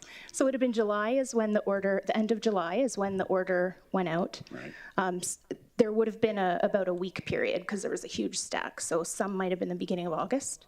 The deadline that had to be met under the order was September 30th. And then in some instances, it might have been extended a little bit. Okay, so my question, our obvious question is, what day did we go in and do that work? For this particular property, Kayvon, do you? To the chair, to Councillor Ball, it was probably the beginning of the October, but I don't have the exact date. The work was done before We got an invoice. We know exactly how much it costs, so I would assume we know exactly when it took place. My recollection is October 20th, but I can look and see if what I have in my records as well. Okay, as I understand, the homeowner, the landowner had planned to have the work done by another vendor. And we got there first, is the way I understand it, and I'm sure we'll hear from them shortly. And I don't know if you had a communication back and forth with that vendor other than a post on an email, and it doesn't sound like there was a whole lot of communications going like this.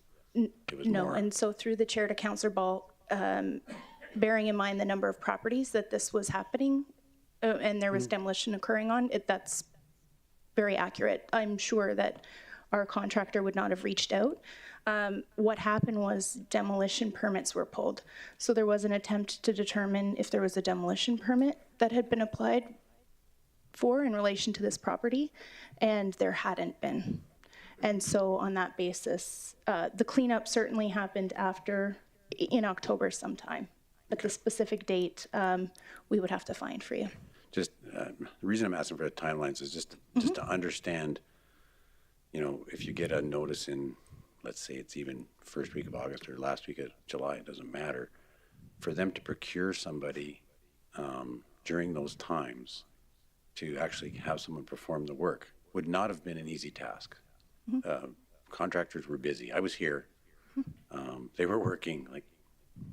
So I'm struggling with the timeline where we rushed in, and I can appreciate that the province asked us to, and we put a ministerial order up there, but I'd like to hear from the landowners to understand that a little bit better. So thanks.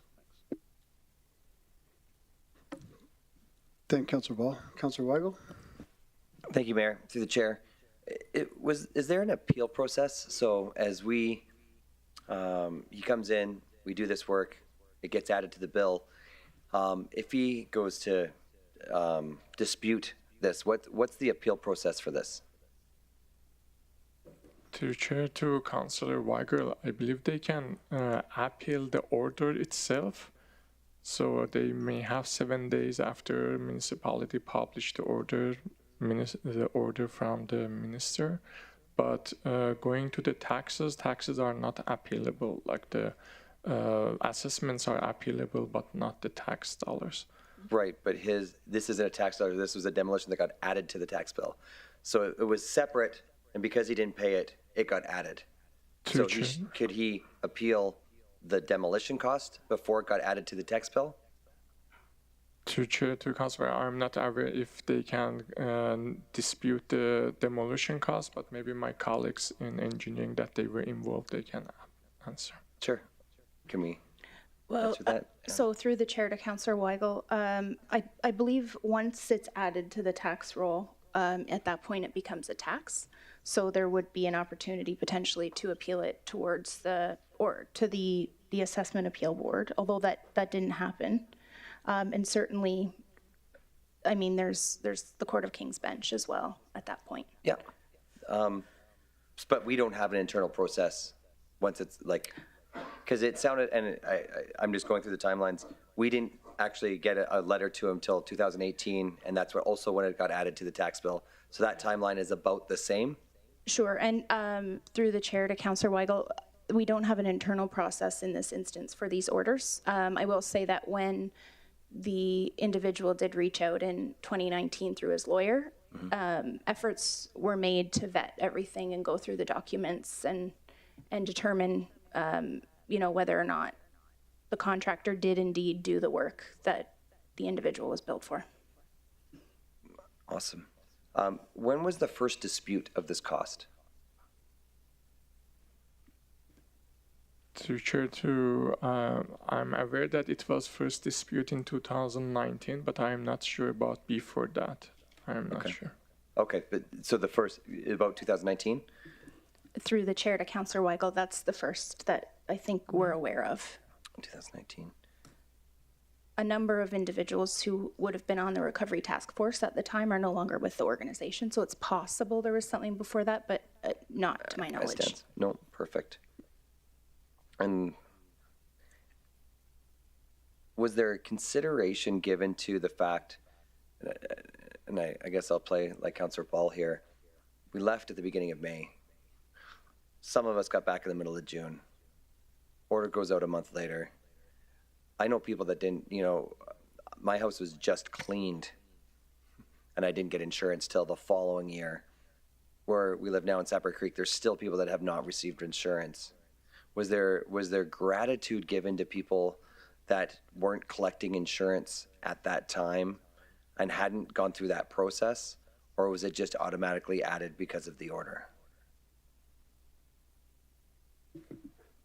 Through the chair to Councillor Weigel, the same approach was taken with everybody where the municipality incurred costs to remediate the property, where it was added to the tax roll. Okay, so there wasn't latitude given for that? Okay. No. Awesome. Thank you. Thank you, Councillor Weigel. I'm not sure if Keaton, if you would know this or anybody. Out of the 88 properties that the rmwb did the cleanup, were any of those properties funded by Red Cross, do you know, to cover those costs? To Chair to Councillor Brown, I'm not aware. I don't know. Sorry. Through the chair to Mayor Bowman, yes, I do believe some were. It likely would have been residential properties where individuals were uninsured. And I wouldn't have those exact numbers. We'd have to go and check. But they did go towards the cleanup costs. Yes. Thanks, Caitlin. Councillor Ball? Thank you. Through the chair to the presenters. I guess one other, I think an important question to know is, I can appreciate that the province had said we need to clean these up because of a health concern. Did they give us a date of what day they had to be cleaned up by? Through the chair to Councillor Ball, there was no order from the province to clean up the properties. What there was a directive or a recommendation from the Chief Medical Officer of Health that those communities of Abasam, Beacon Hill, and Waterways, and potentially Wood Buffalo, be restricted to those individuals who had standing homes. And until the demolition was completed, the recommendation was that we not allow them into those communities. So there was certainly, as far as I'm aware, no drop dead date that the province said you must have these properties cleaned up by. It's just the longer that we took to clean it up, the longer individuals who had standing homes would be restricted from entering into their properties. So when we came back in June, I know people that came back to Abasam. Through the chair to Councillor Ball, at the time there was security that was allowing individuals who went into the property or were going into the community to go in during the daytime so that they could arrange for cleaning of their home, their own work that needed to be done. Technically, based on the orders that were in place under the Emergency Management Act, they were not supposed to be staying there overnight. Whether or not that was happening, it was. I can say that I suspect in some cases it was. Okay, so I guess the reason I'm asking that is what was the rush for us to go there and clean up this landowner's property if there was no end date? So, thanks.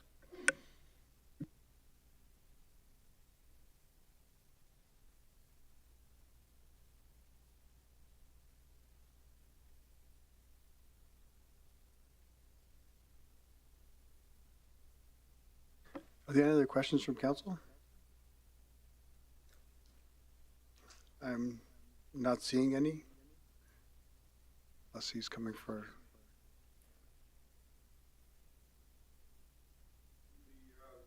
You want to turn your mic on there? Through the chair, my name is Mark Kay. I'm a construction management advisor with engineering department. In terms of the timings, there were specific timings that were part of the municipality's demolition order process. And my colleague, Caitlin, has referred to one of them. The one timing was September 30th. So a resident will need to remove and dispose of all debris, ash, contaminated soil, and other hazards by September 30th, 2016. So in many instances, this could refer to surface material or surface debris. The second timing was the resident will need to make a decision about removing or covering their foundation by October 31st, 2016. So roughly a month later. For this October 31st, 2016 deadlines, residents had two options. First option being to remove or dispose of the foundation, then backfill the excavation, the resulting hole with fill material to level the ground. The second option for that date was to leave the foundation in place and take steps to cover the hole or so that or make the hazard safe for the public. Any steps taken by the resident needed to be approved by the municipality's safety codes officers. The site must also have been made secure.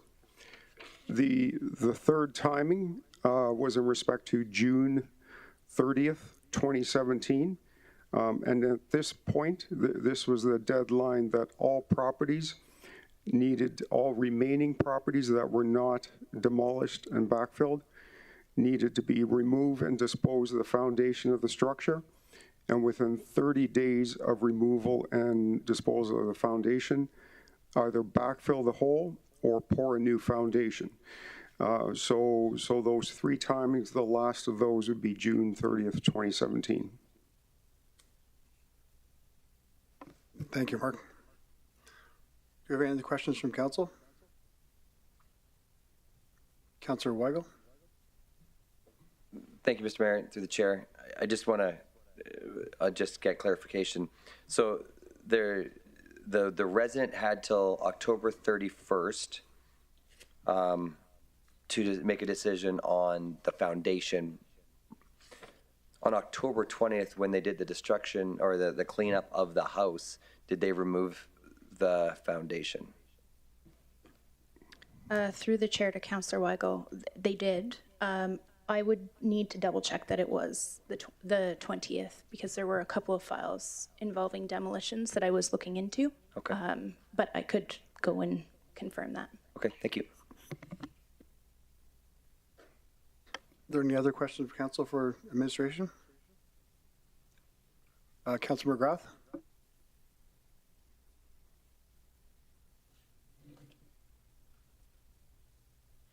Thank you to the chair. Just, I guess there was a completion date for demolitions, and that's how this was process came about. You know, the guy he's a long-time resident, never had a whole lot of family, had to relocate. The demolition order came, but he wasn't around, as some of you guys know. So he had some hard times. And, it wasn't his first day in Fort McMurray, and certainly there was a completion date for demolitions. I think Lance and Chamber know that quite well. And due to his separation from his family when he got out to BC, he did come to council a few times, and I guess integrity is everything. And it'd be hard to sit here this evening and say he never came to plead his case once or twice when his health could afford it, but he could afford to get here. So I guess we'll see how it goes, but it'll be a long day in June before I see a fella lose what he got. He's never had no insurance. Appreciate it. Thank you. Thank you, Councillor McGrath. Are there any other questions from council? I'm not seeing any, so thank you. We have a few delegates to the item. If I can invite Gemma Ali and Mohammed Terabin. I was going to do it after this, but.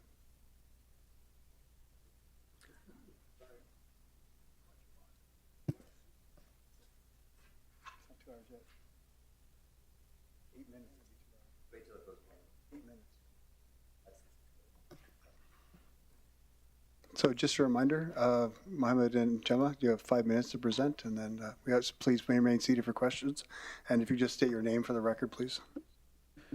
Mohammed Turban. Should we start? Jam Ali. Yeah, right on the bottom, there's a rectangle button. Oh, there you go. Oh, Jam Ali. Good evening, Mr. Mayor, city councilors, respected staff. My name is Mohammed Turban. I'm going to be representing brother Nasruddin Burhan, who is a very law-abiding citizen, very well-known community member. He's been a resident of Fort McMurray for almost 22 years. We know nothing about him but being a very outgoing person, very volunteering, very dedication to help others. This gentleman, he had a business for almost 20 years in Fort McMurray, cleaning business. His warehouse were in the waterways along with his house and his property as well. When the fire happened in 2016, just before the fire, I just want to bring something to your attention as well. This gentleman, because it was to be a bottle depot warehouse, he did apply for a demolition permit to demolish the building, and he did hire a contractor to do that on May 10th, just before the fire, and the bill was almost $16,000. So he already had planned to demolish this building just before the fire. So the fire did happen. He lost his house that used to be in waterways, and that used to be his mailing address. He did lose his warehouse, and he did lose his business as well, and everything he'd been working on for 20 years. He flew to Edmonton with his family, evacuated, and he stayed there till then. In October, his neighbor, and this gentleman, he was here in the room as well, he informed him that he has to clean his property. On October 20, 10 days before the deadline, he did hire a contractor, Mr. Shane Kidd, and he paid him $3,000 to do so. So when the contractor, he went to the property, he noticed it's cleaned. So Mr. Nasruddin, which is a law-abiding citizen, he did call the bylaw and he did say, "Who cleaned my property?" And I quote, "If you didn't do it and you were not informed, there's nothing you should be worried about. If they cleaned it, they will take responsibility." I quote again, this was on October 20, so 10 days before the deadline. Anyhow, at the end of August 2018, there's no letter from the city, no letter from the bylaw about the invoice for the cleaning or anything. In 2018, this gentleman, he went to pay his taxes, and he couldn't pay it. After further investigation, so it was not even clear, after further investigation that it took few months, they were able to show him a bill of $4,780.47 to clean his property. He couldn't believe it, especially after hiring someone to do so, and he lost his business. Everything he was dreaming of was gone. But even though he did do his allegiance as a citizen, he did hire a lawyer to follow up with this, and he did contact the city in 2019. This gentleman, even though this happening to him, when did the flood happen in Fort McMurray and the COVID hit, he didn't sit in the back and watch. He was among the first people who went to the downtown areas because he has experience in cleaning, and he offered to clean these basements. And if you see his face, you're going to recognize who he is. And in this case, with all due respect to the staff, and I totally understand you're doing your job, and I do admire that, but this case is not waiving taxes. This case is not forgiving, and it's not about parents or feel sorry for him. It's about what happened to this gentleman. Was it right or not? And if this was about tax thing or about a thing, I wouldn't be standing here today and representing him myself. It's just, I don't think what happened to him is just or right. There should have been more communication. At least call the gentleman, email him, and that's all. And thank you so much, Mr. Chamber of Commerce. Thank you, Mohammed. Do we have any questions from council? Mohammed, do you know, or Jama, do you know if the property owner, if you ever applied for any funding from Red Cross to help with the cost of this? Thank you, Mr. Mayor. So actually, this is a good point here. Like even this gentleman, he knew the Red Cross was offering free money, and I did follow up on this. Red Cross was offering free money for those who doesn't have insurance on their building that was demolished to do the cleanup for them. But this gentleman, he doesn't believe in taking advantage in any program. He himself did end up hiring someone in October 2016 to do the hiring, and he paid from his pocket. So he didn't take advantage of the Red Cross program, and clearly he's not taking advantage of this chamber today. Thank you, sir. And the only other question I have is, you see that the situation is different. Do you see a difference between this situation of this property and a difference in the other 87 properties that are going to be cleaned up? With all due respect to the gentleman, that he did mention that the 88 properties that were they were charged. I know a landlord that has a property beside Mr. Nasruddin that he used to have buses on it and he used to have some equipment on it, and it was burned down. That property was cleaned by the city and there was no charge. Thank you. Okay, thank you, sir. Councillor Benjoko. Thank you, Mr. Mayor. I have a few questions, and maybe because of language, maybe you'll be the one to answer the questions. Yes. In contracts, generally, there has to be some expectation of a reasonable expectation that someone who is being charged an amount actually has the ability and capable to pay. So I wanted to know what is its source of income? How is it generating income currently? One, did he get insurance money when his property was destroyed, and how much would that be in comparison with the situation? So maybe you answer those two first. Thank you, Councillor Franchi. The problem actually, what happened actually, he noticed this invoice in 2018. Yes. When everything were almost lapsed. And he was in a state of shock because someone who lost everything, he lost his property and all his belongings, and he was in a state of shock. But when because he was obeying the law, trying to pay the tax, proper tax, he went there on City Hall and to pay his proper tax, and these bills came out, and then he was almost shocked.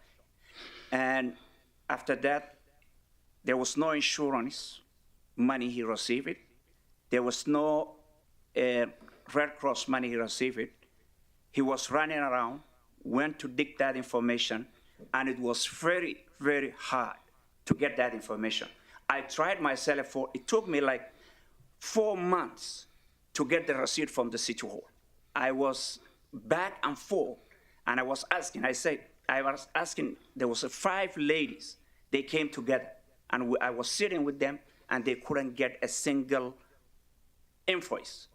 And I was saying, as an accountant, I have to reconcile what I need, the actual invoice billed to the city. Because the invoice only they have, it's the one that's coming from tax department. And took months. That was the state of shock for me too, as an accountant. Okay, thank you. So back to the question of his current financial state. How comfortable is his income? The father of 4 kids, he's struggling. Actually, his business, because he lost most of his business and most of his contracts. And just now, he's using this very small contract business to sustain his life. So because mentally and physically, he's not even capable to do that work now. He's sitting at home, but one of his daughter graduated from university, and she's working, and she's the one who is supporting the family now. Thank you. So then I just want to confirm and reconfirm that he did get a contractor, and this is verifiable. If we were to go after the information, we would verify that he got a contractor for maybe 35%, 40% of what we did the demolition for. Is that correct? Yes.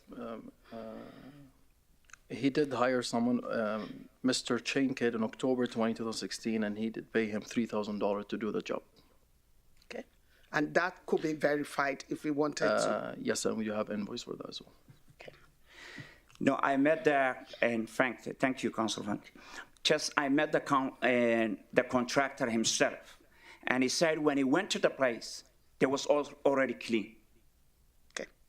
He took the money and was planning to clean, but he said the place already clean, and the day he went to that place, it's the 20th of October, before the deadline. Thank you. Okay, thank you. Those were my questions. Thank you, Councilor Banjoko. Councilor Ball? Thank you, through the chair, to Mohammed. Question, you brought something up here that tweaked my May 10th.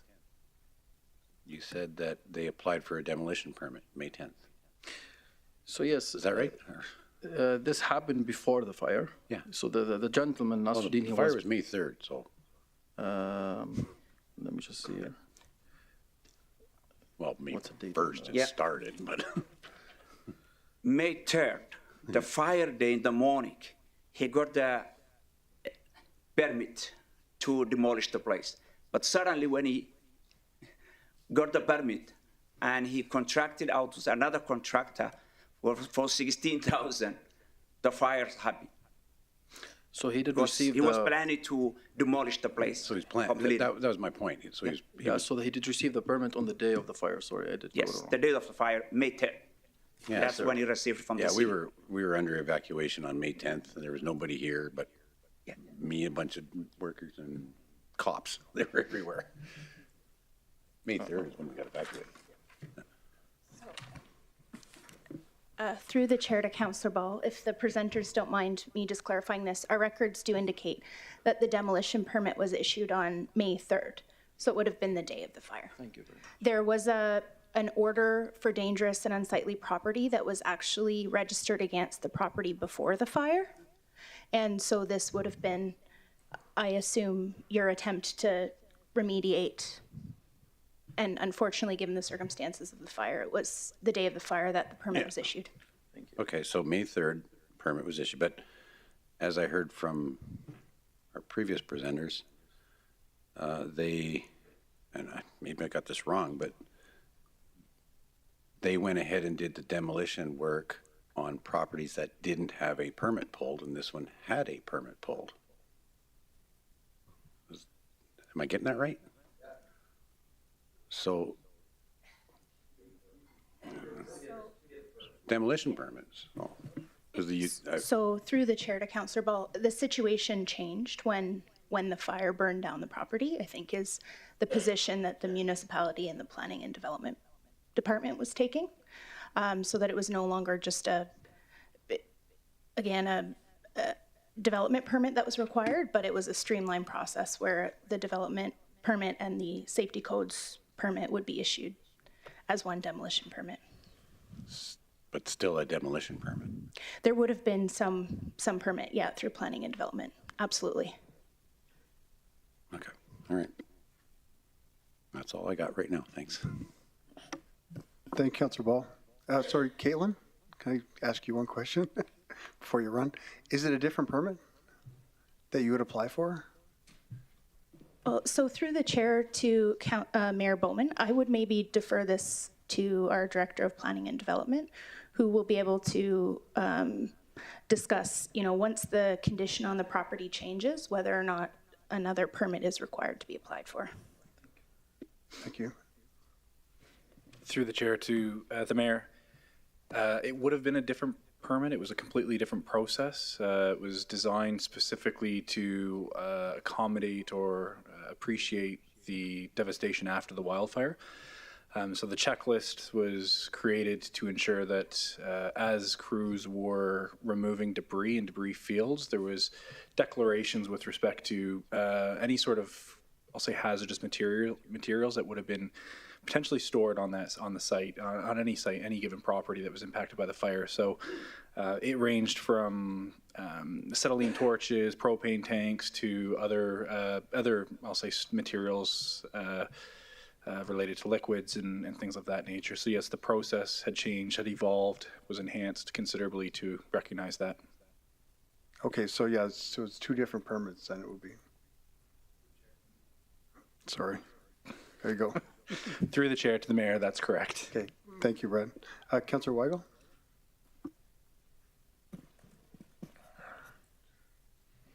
Thank you, Mr. Mayor. I just got notes all over the place here. Sorry. So in 2018 was the very first time that this gentleman had ever gotten an invoice. At this point, was there already penalties added to this invoice? To the chair, to the Councilor Weigel.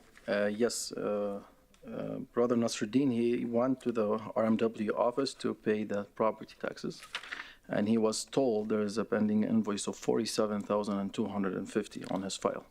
After further investigation, it was showing it's a wildfire demo charge, yes. So it took 2 years to figure this out.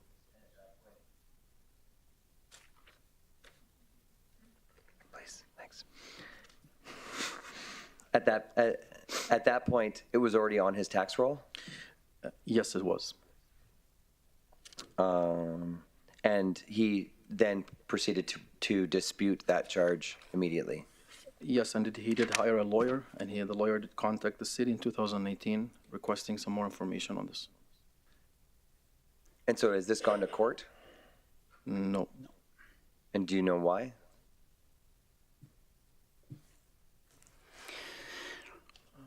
The reason actually just the lawyer was charging money, and actually he couldn't afford to pay the lawyer at that time. And then he was trying to go some other way to deal with the city, but it was unfortunate actually he couldn't get. And I see the invoice for 2018, actually there was a penalty already charged. They call the manual charge penalty on 2018 when he received the tax bill. Okay, thank you. And I just want to confirm, I know you said this, I just want to make sure I hit it right. To date, you have not seen this gentleman has not seen an actual invoice from the demolition company for the charge of the work? Only the time actually he got that demolition receipt when he hired a lawyer, and the lawyer received it actually that. So he has seen since the actual? Yes, but he couldn't get from the city at that time. Okay. Do you know what year he finally got that? Do you know? Is that 2019? Yeah, that's when he hired the lawyer. The lawyer actually digging those information and get it. Okay. Thank you. Thank you, Councilor Weigel. Councilor McGrath, do you have a question? Sorry, Mr. Mayor, I'll put my hand down. Sorry, sir. Okay, no problem at all. Do we have any other questions of council for the presenters?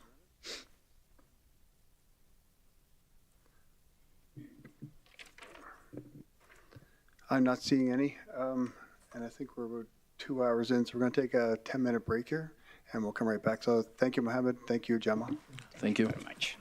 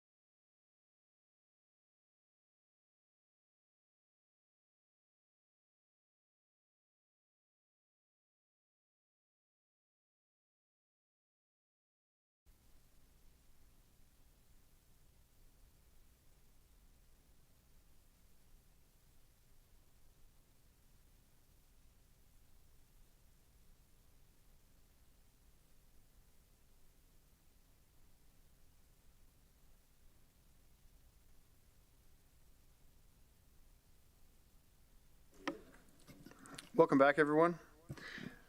We're moving on, continuing with agenda item 7.2.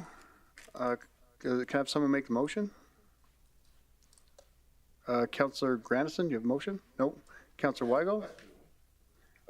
We'll be at, right after this motion, we'll have a chance for questions. Thank you, Mr. Mayor.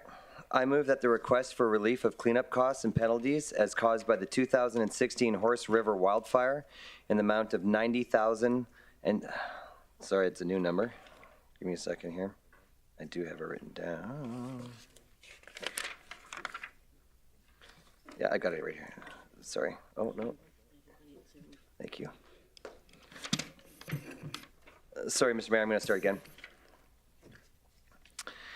I move that the request for relief of cleanup costs and penalties as caused by the 2016 Horse River wildfire in the amount of $91,875.47 for the property legally described as Plan 3969 ET, Block 3, Lot 7, the property, be approved. Can I have someone second that motion? Councillor Benjoko? Thank you, Mr. Mayor. I second the motion. Thank you. Any other further questions of council for administration? Councillor Grandison? Thank you, Mr. Mayor. Through the chair, can I get, probably Mark, I think, would have the dates to just come back and go through the dates and the sequence of events. We heard so many dates that I'm finding it very confusing.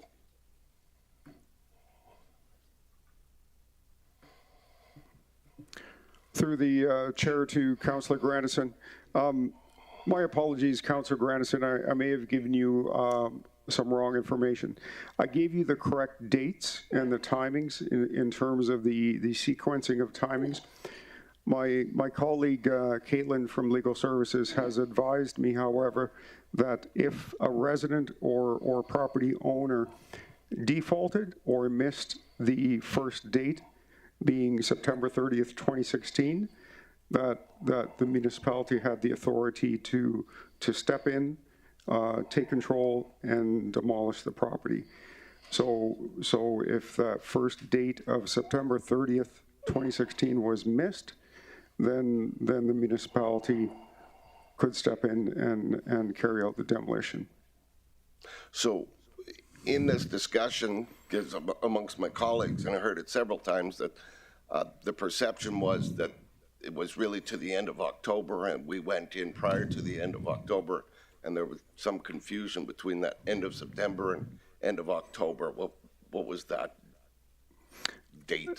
There was so the different timings applied to.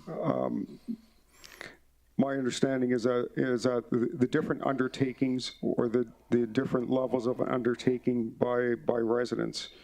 So if there was an effort to clean up initially by September 30th, then there was a further allowance until October 30th to make those two decisions in terms of two options for disposal, either remove or dispose of the foundation or leave the foundation in place. If that second timing, if there was direction indication to the municipality by that second deadline, then there was an option for the third deadline being June 30th, 2017, which would further give the opportunity, the resident the opportunity to remove and dispose of the foundation, or B, within 30 days of removal and disposal of the foundation, either backfill or pour a new foundation. But to repeat, if we didn't receive any direction whatsoever from a homeowner by that first date, September 30th, 2016, the municipality was entitled to step in and carry out the demolition. And I recognize that, sir, and obviously during the crises of 2016 and the stress that put on all of our residents, including this individual, would have been tremendous. Was there physical correspondence with the owner anywhere in that kind of September 1st time frame to the September 30th?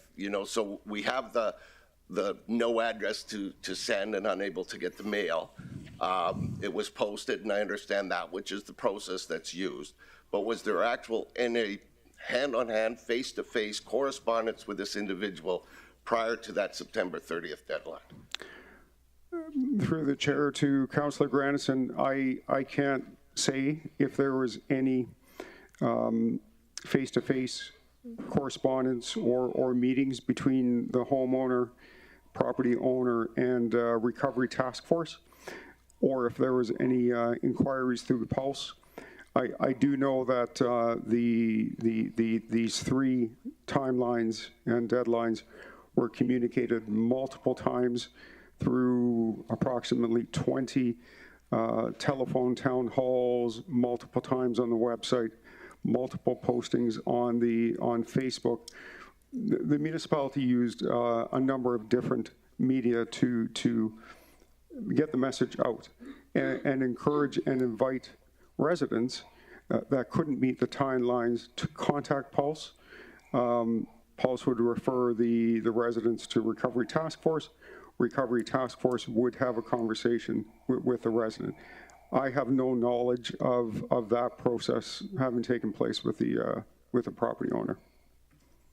See, your colleague is up.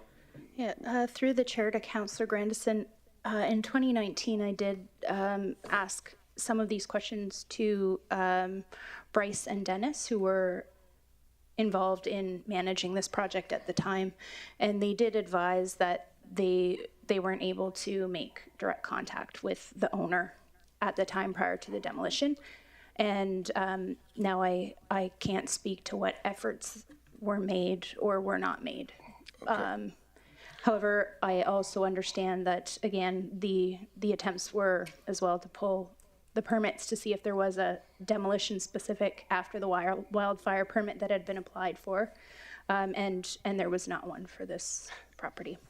And I can see, and I guess the reason I'm trying to get clarity on the dates is I can see where there'd be an interpretation by the property owner that the original demolition permit would suffice. I can understand how somebody would believe that. I also recognize that we're limited as a municipality in contacting the owner.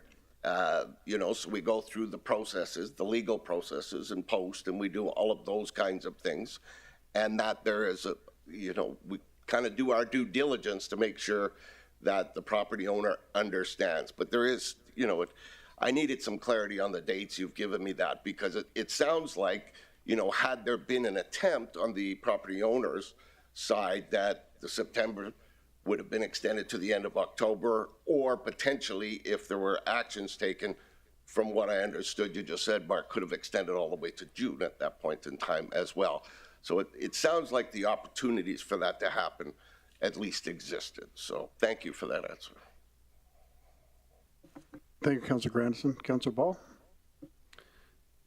Thank you, through the chair. I think further to Councillor Grandison's comments, obviously we haven't talked to him, but or didn't during that period of time. I think we would have made an effort to tell him that, this is going to cost you almost $50,000. Was that number ever said to them other than well after the fact? Like 2019, I think, is when they first heard about $50,000, or 47 and change, whatever that number is. So through the chair to Councillor Ball, I'm not aware of that number having been communicated to him, or of the numbers and potential costs having been communicated in general to the owners. Typically, when we have orders like this, that information isn't communicated in advance, because we don't always know what the exact amounts will be.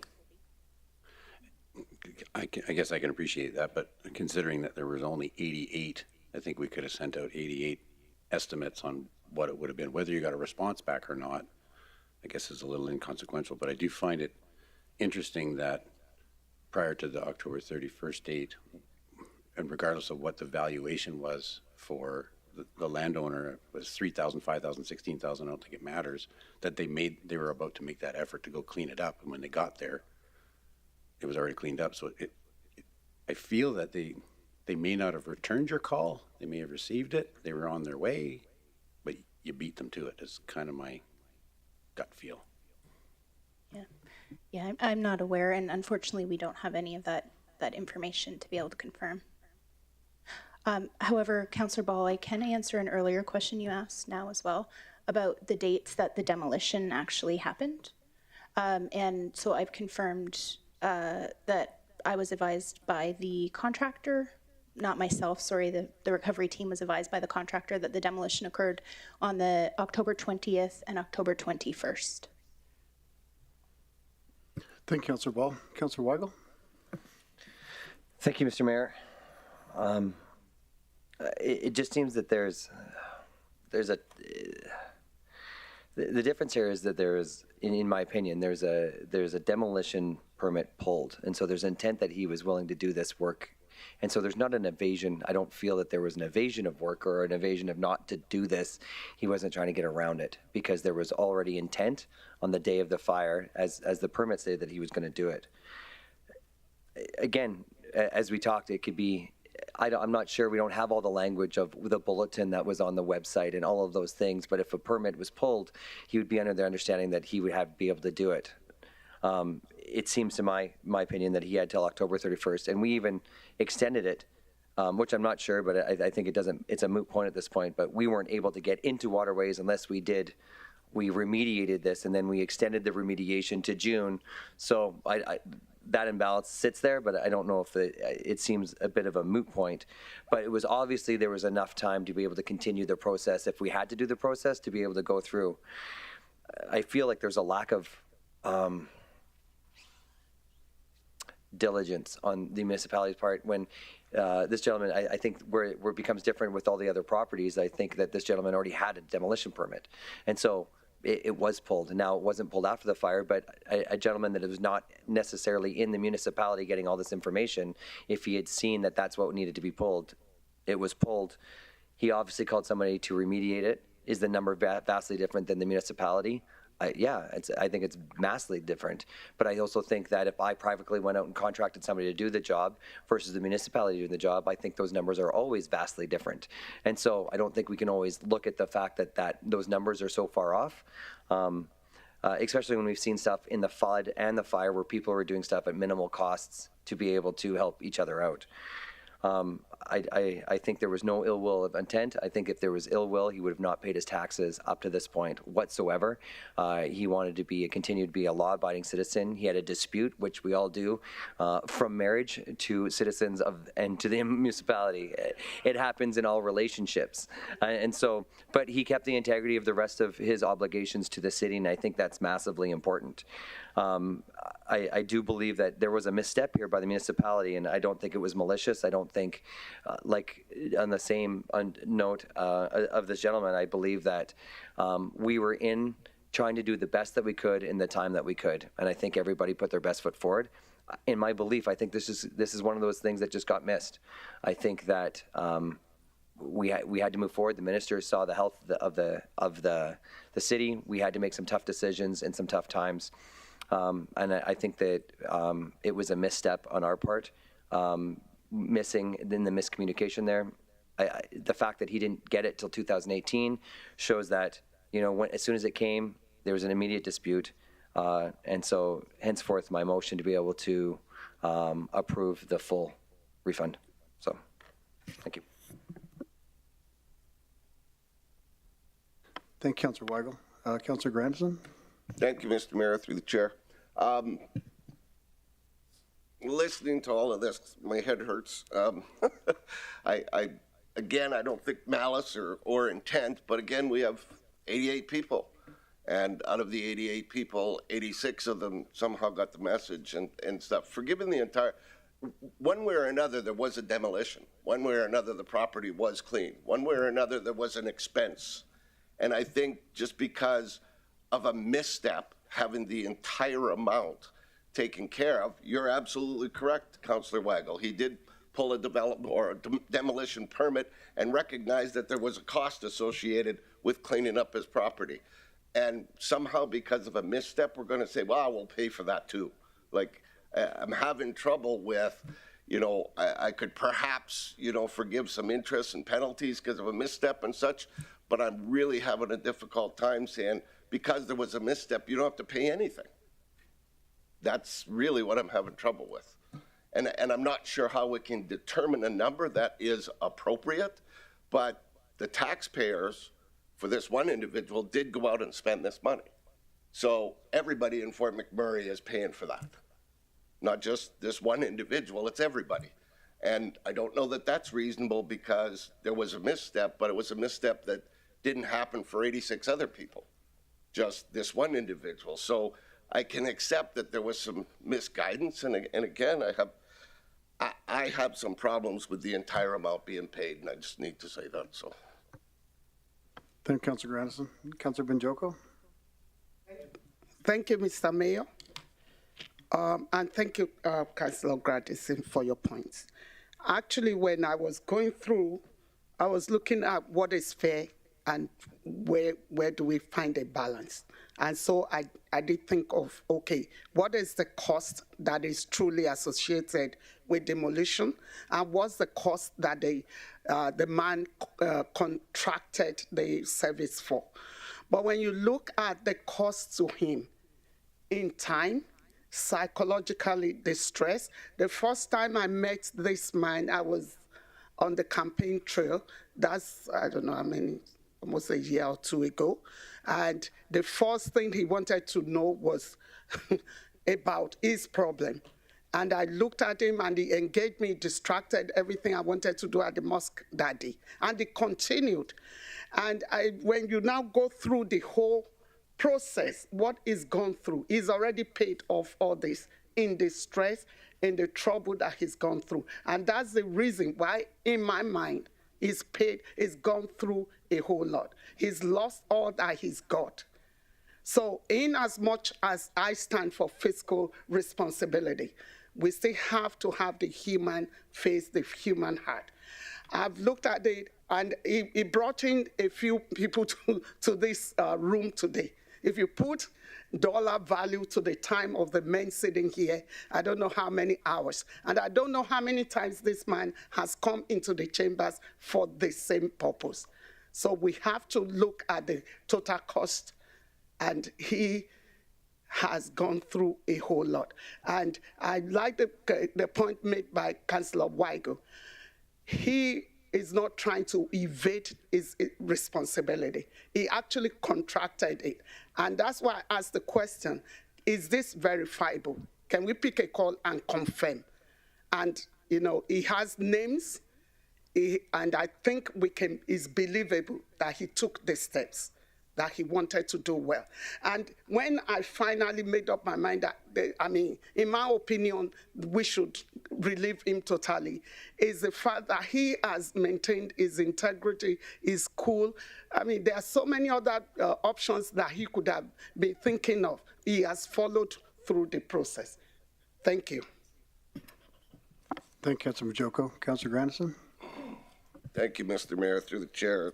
And again, I'm not going to push my button again after this, but I'm like, I know my colleague, Councilor Bussier, lost his house and went through stress. Hundreds, 2,400 people or so in Fort McMurray went through a lot of stress having lost their property. I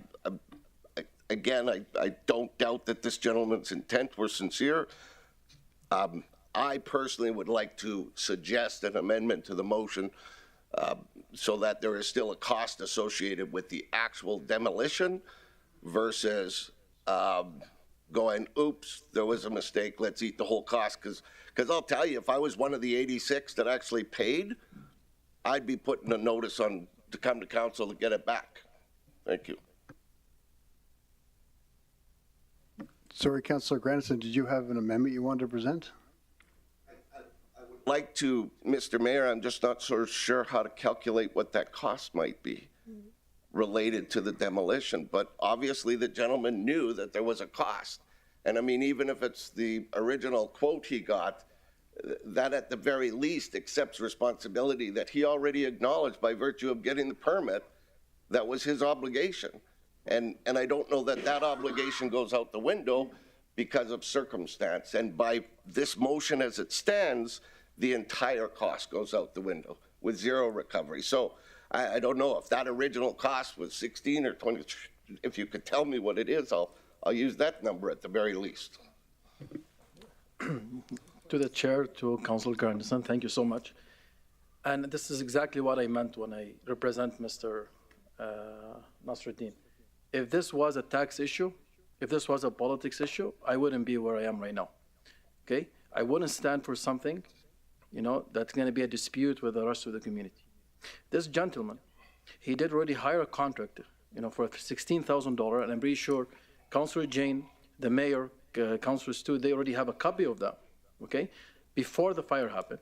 And when did the fire happen? He did hire another contract, and we have the invoice, and he paid him $3,000 to go and do the demolition, right? So he was doing his part to clean his property, right?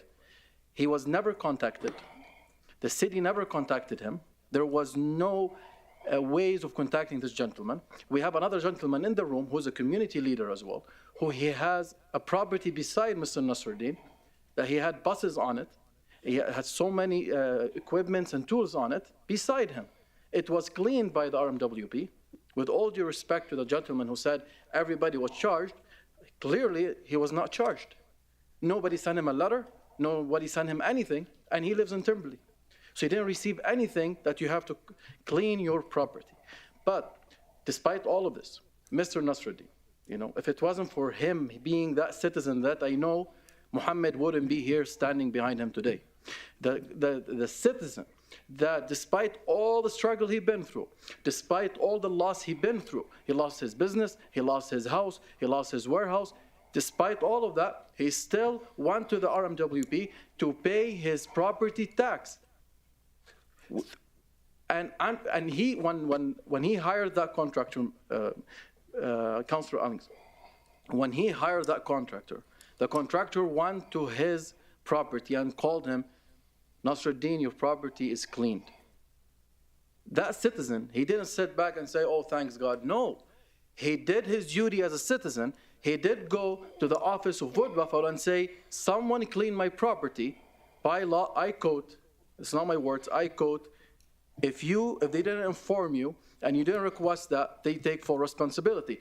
I understand, but how can you justify the RMW taking 2 to 3 years to let him know that there's $45,000 on his property tax without him knowing? Well, how is that fair? Again, this is not a tax. That's why I made it very clear from the beginning. This is not a tax relief issue at all. This is a citizen. This is to have a comfort life and to have a better living for this gentleman, Because if I was in his shoes, the last thing I want is to get that bill. Okay, thanks, Mohammed. Thank you. I'm sorry. No, it's good. So, I think most of the information we've heard already this evening. Thank you. Thank you. So my amendment would be that Okay, sorry, Councilor Grandison. So going through this, if this motion gets defeated, then we could make a new amendment after that, a new motion. If this motion gets defeated, then you could make another motion. Apparently I can't do that. So. Okay, thank you. Councilor Weigel? Thank you, Mr. Mayor. And just kind of, I guess, to reiterate the fact where I think it's very different from the 86 other properties is one of the requirements is to have a development permit. He had a development permit. And so that is different from all the other properties. When it was cleaned up, he phoned the RMWB. He called a contractor. So obviously that's also different from all the other properties, is that the other properties did not call a contractor to go clean up their property. This gentleman did call a contractor to clean up his property. When he called the RMWB, they said that it was okay, and that obviously if it was taken care of, they would take care of it. There was no other communication for 2 years. If somebody told me they were going to take care of it, and I didn't hear from anybody for 2 years, I would have thought it was taken care of. Therefore, this gentleman did not go to the Red Cross. He did not seek out any other extra money for it because he didn't think that it was there. 2 years later, then he gets it with a bill. To me, that is entirely different than 86 other properties. And that's why I think I do agree that this is the taxpayers' money. But we also have to take accountability of how we spend it. And we misspent it in cleaning up his property, in my opinion. And so, therefore, we also have to take accountability for that. Thank you, Councillor Weigel. Councillor Benjoko? I don't know. I just want to say that in addition to all the other points, I believe he hired a lawyer and he paid the lawyer. And this is somebody who has lost everything, including his resources and the place to make the money. So he has paid some sort. Thank you. Thank you, Councillor Benjoko. Councillor Grandison? I lied. I turned my light on again.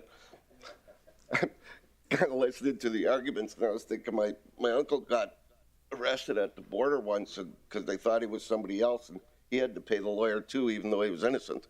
At the end of the day, I take my comments from my council colleague, Mr. Weigel, and I'm not quite sure covering all of the cost, how that's a responsible method of spending taxpayers' dollars when the gentleman clearly understood he had a financial responsibility of demolition of the house. And there's miscommunication, and somehow it's a responsible way to spend taxpayers' dollars to say, oops, we'll cover that. So again, I'll try and turn my light off and keep it off this time.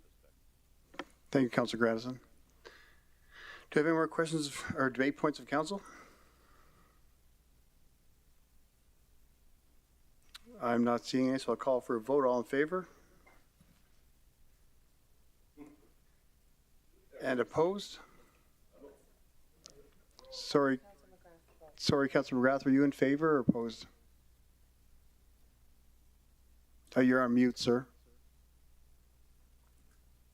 Sorry, just there was a bit of going back and forth. The 4 would allow the guy to pay this off. Would that be correct? No, the motion on the floor.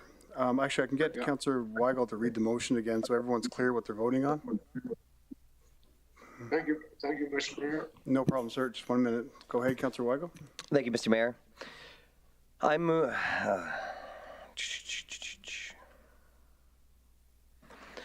move that the request for relief of cleanup costs and penalties as caused by the 2016 Horse River wildfire in the amount of $91,875.47 for the property legally described as Plan 3969 ET Block 3, Lot 7, the property, be accepted.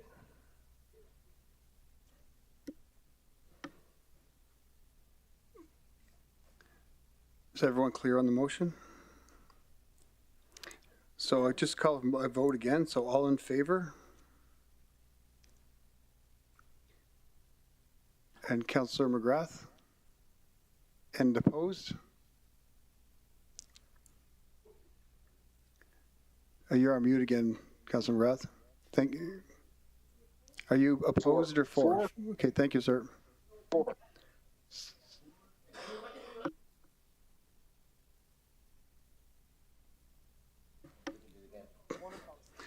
Okay, it's carried with 1 opposed. Thank you.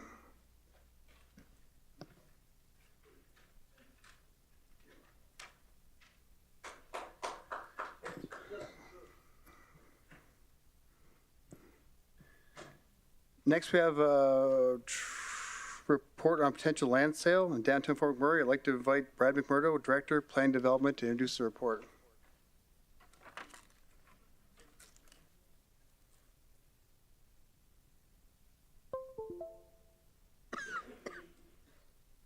I'm starting to cough now. I wasn't either.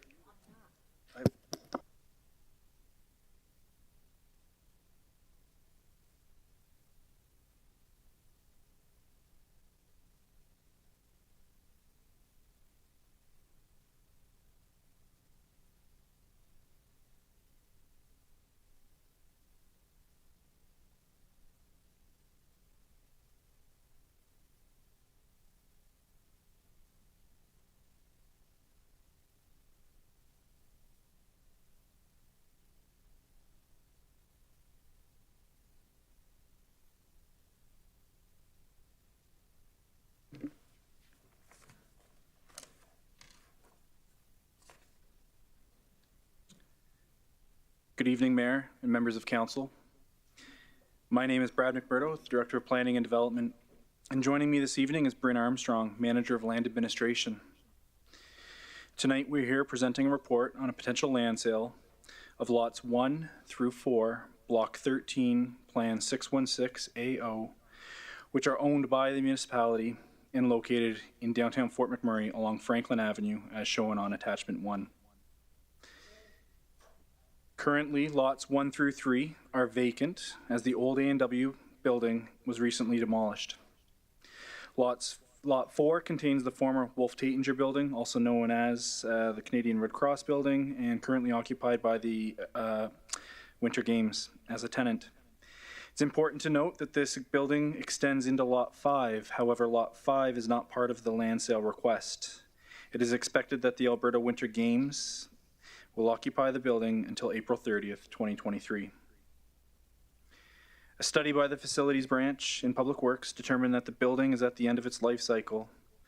The anticipated cost to bring the building up to current standards would be approximately $250 to $300 per square foot, or a total of $1,993,125 to roughly $2,391,750.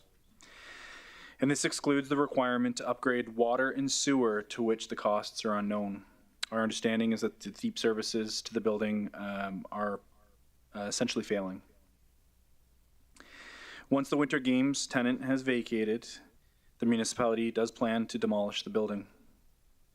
On July 21st, 2022, the municipality received an unsolicited offer from SMG Builders to purchase lots 1 through 4 and most of Lot 5, with the interest to develop a 6 to 7 story medical complex.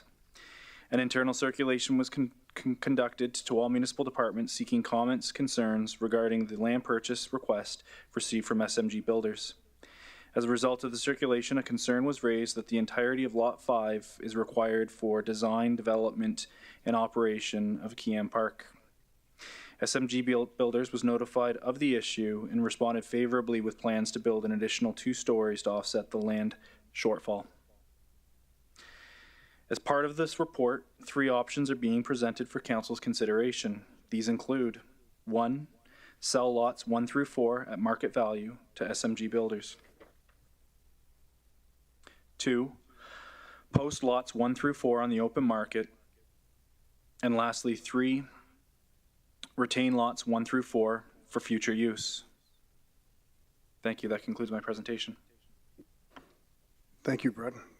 Do we have any questions from council?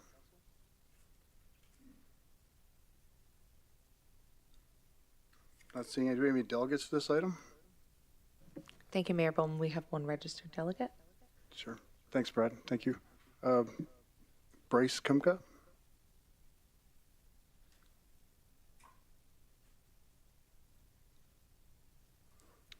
Thanks, Bryce. If you just state your name for the record and just remind you have 5 minutes to present. I think I have this figured out finally after the new council chambers. I still liked it when we looked over there. Just make a note of that. Bryce Kumka is my it's my name. Presenting today as a downtown business owner. Many of you have seen me present on many different topics. This particular site is of interest to me. One, our businesses across the street from this. We're seeing a lot of really positive movement in the neighborhood with the construction of the new Normal Toyota building and the redevelopment announcement last week of the Landmark Theatre site to the Arts Council property. We're really seeing some good movement in a positive way, as well as all of the outfall of the DRIP program that the council administration has so appreciatively supported in the last few years. Our downtown is very important to the community. It's the center of what we do. As many of you may know, I chaired a committee in 2015, 2016 that was given the topic and task of coming up with alternative uses for what was at that point called the SEC lands, or the Sport and Entertainment Complex lands, which includes now where the park is, as well as this particular site. There was a number of different alternatives that were presented by our committee in March of 2016, one of which was a park, another which was another kind of a catalyst project. We had suggested an entertainment complex, much like a theater. Unfortunately, timing on that didn't work out with the Horse River wildfire, and Landmark decided to proceed with their Eagle Ridge property. So when we have an opportunity to bring a large number of, in this case, professionals in the form of doctors and other medical service providers into the downtown region. That's, I think, very beneficial. From looking at the project brief, there's also an indication of main floor retail opportunities as well, which is always good to maintain the streetscape, and also to provide sundry supported retail for the park as an additional draw to the downtown. So when I see projects like this that are kind of mid-range from a height perspective, like medium density, these are the kind of projects that are, I think, are very favorable for a downtown like ours, to bring people in on a regular basis. One of the other things that was very interesting in the report that I reviewed was that we have a very low number of doctors per capita as compared to other cities in Alberta. I was actually shocked to see that we have only about a third as many doctors per capita that Edmonton and Calgary have. And I don't know if that's part and parcel of lack of availability of space, but it's one thing in the work that I did with the chamber and other committees in the community. Always the request is we wanted high quality, affordable space. And when you can bring a number of professionals like this together, it creates a better sense of community and it creates a hub in the downtown. So although this is not an arena, which I would have loved to see on this site, this is also a building that will be much more utilized than a sport and entertainment complex.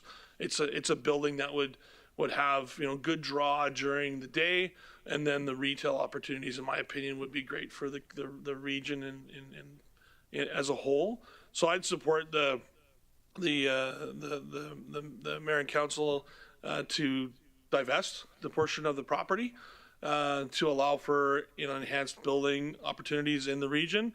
It's kind of becoming a little bit of a hub in our end of the downtown with the redevelopment of Memorial Toyota, and then with the Arts Council, as I mentioned previously, which is good. We've got kind of anchors at both ends then. We've got our large box stores at the south end of downtown with Canadian Tire, Walmart, and the surrounding retail, and then creating another hub at the northern end of the downtown is good. I think we see some revitalization of the other adjoining properties. We've seen the improvements to the Morrison Center with the DRIP program funding that was there to enhance the aesthetic of that, as well as a number of the other businesses in the local area. So we do support, or I support as a business owner in this specific region, this type of a project. So thank you. Thank you, Bryce. Do we have any questions of council? Councilor Stroud? Thank you, Mayor Bowman, and through to Bryce. I totally agree with you. I think it will help revitalize the downtown, and these sort of projects are needed in our region. Thank you. So thank you, Councilor Stroud. Do we have any questions of council? Councilor Benjoko? Thank you, Mayor Bowman. Thank you for the presentation and, of course, good development. I was just wondering how the price will be determined if we were to go with option one. Through the chair to Funky. Okay. Oh, I don't have the answer Sorry, to that. First, administration. $1. I'll be like the price of right. Does that work? I'm scared of you, Bryce. Yeah, Bryce, thank you. There's no questions left for you. Thanks. I'll let you go, Bryce, and I'll take the ministry. Thank you. Thank you, sorry.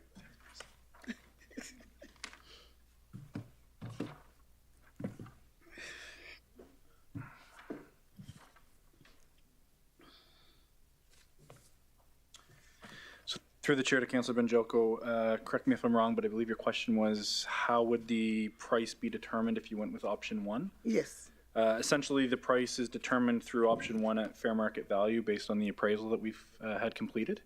We had a third-party appraisal that appraised the property at $935,000. That would be the market value for that. For those lots. Today. Yeah. Okay. Thank you. Just wanted that for the records that that the checks have been made and that's the fair value for the property. Through the chair to Councilor Benjoko, that's correct. Yeah. Thank you. Thank you, Councilor Benjoko. Councilor Boussier?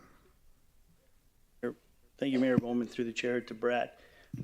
Just further to Councillor Banjaco's question regarding appraised value, is it safe to assume that we use local appraisers? Through the chair to Councillor Bousier's, we do use local appraisers. In this case, we did not. We used, I'll say an out-of-town appraiser a firm that does a lot of appraisals in this community. But in this particular case, no.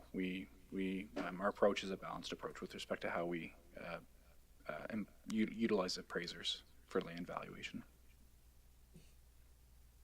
Are you able to elaborate on?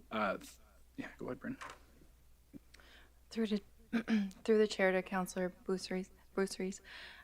For this particular report, we had a report done by the same appraiser previously, so we went with them again to have the report updated. Yeah, so through the chair to Councillor Bousier's, previously we had used Colliers on this site, both not necessarily on the same lots, but on the site itself where the park rests. So they did an appraisal for the whole site. So the thought this time was to continue to use the same organization, update the report, but more directly to answer your question, we do use local appraisers that are in this community on other lands, and we've employed one of them most recently on a separate project as well. So, okay, thank you. Just, I guess, I don't know how much detail you can provide given an offer is submitted, whether it's through the gentleman or through the company now, or do we have caveats on construction start dates if they dig a hole? Like we look at what happened in Rio Verde, that's had stagnant forever, and there's been other projects in Fort McMurray where.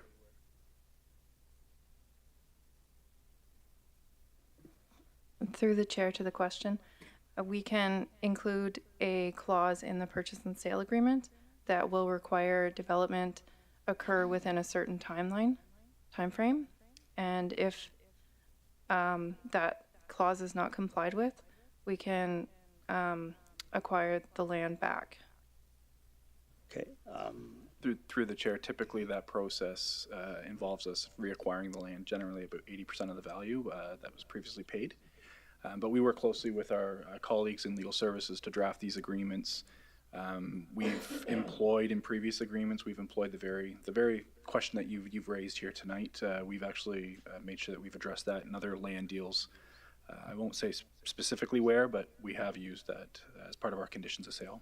Okay, and just a last question and a comment. Is this something that happens frequently where we have unsolicited or solicited bids on properties and we don't go to the public market? Through the chair to Councillor Bousier's, it's a good question. I would say that we often, well, temper often, but we do receive unsolicited offers for purchase of municipal land throughout the course of any given year. The council policy LID 30 does outline 4 different scenarios in which we would be able to bring forward a fair market value offer to council. Direct sale is one of the 4 options available through that policy. Okay. And just a comment, Mr. McMurdo, through the chair, I don't know if it's you that comes up with these figures or whatever, but I think it's fair to say that the net loss on this property, if we're being honest with the public, is certainly far higher than the $7 million that's reported here, because it was expropriated at a certain price. Then there's obligations to pay out leases and relocate people. So I'm assuming the $7 million financial loss that's realized is just on the purchase price and the resale price, right? It doesn't take in any of the expropriation costs or none of those factors? Through the chair to Councillor Bousier's, that's a good question. I wouldn't know specifically if it's sort of an all-in cost on the $7+ million. Happy to report back if you so wish. My belief would be that yes, it's at the very least it's factoring in the expropriation of the lands themselves.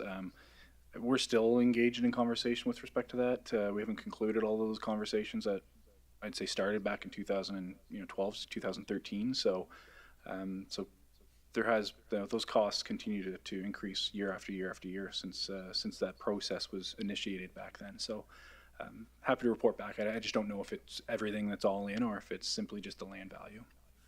Okay, thank you. Thank you, Councillor Bussier. Councillor Ball. Thank you through the chair to Brad. I guess I'll expand on Councillor Boussier's questions relative to the caveat in the development.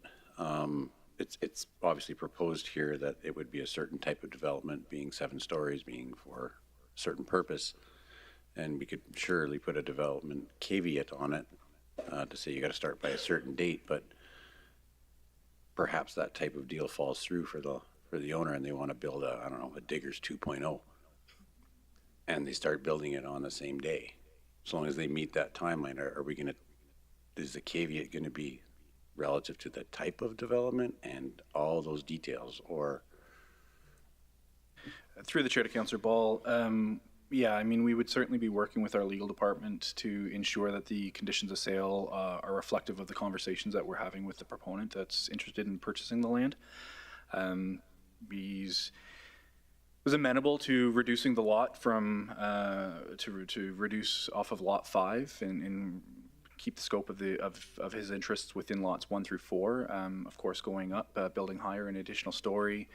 A lot of the uses, at least that I'm aware of, are either medically related or their childcare facility was discussed. There was obviously some retail, pharmacies, things like that would be complementary to the primary uses within the proposed development itself.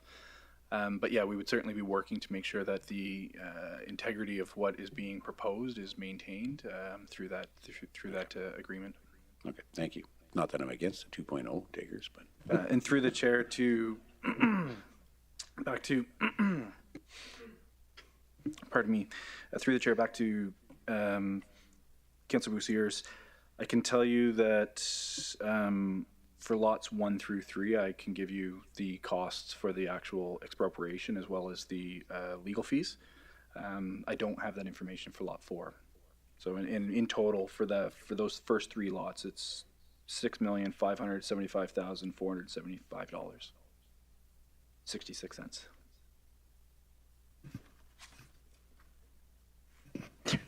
Thanks. I had just one other question, Brad. It's more of a just.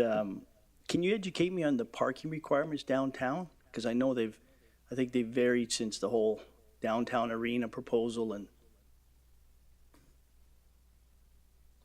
Through the chair to Councillor Boussier's, yes, they have changed quite a bit actually since that time. Essentially, given the uses, I mean, again, our assessment of the proposed plan is based on simply the proposal itself. You know, the proponent has had to adjust his proposal given the fact that the full scope of his interests weren't able to be accommodated. So what I'm saying is we don't know the full extent of the uses and therefore the parking requirement. But having said that, based on square footage, we're looking at the total parking that would have been required is roughly 91 parking stalls, and the amount required was 101.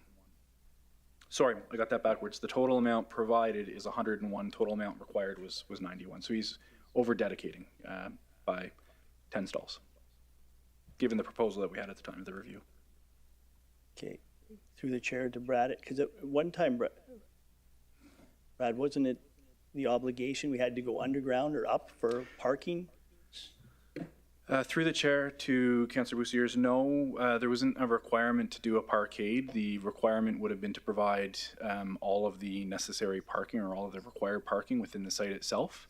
So as part of this development, as it stands at the time of the review, there is an integrated parking, a parkade above ground, certainly not, as, you know, at the time anyways, it wasn't going below ground. It was integrated into the actual building itself. Okay, just through the chair, does Franklin Avenue constitute parking spots? Through the chair to Councillor Boussier's, no, it has to be on site. So okay. Nothing off site would be considered. Okay, thank you. Thank you, Councilor Boussier. Are there any other questions of council?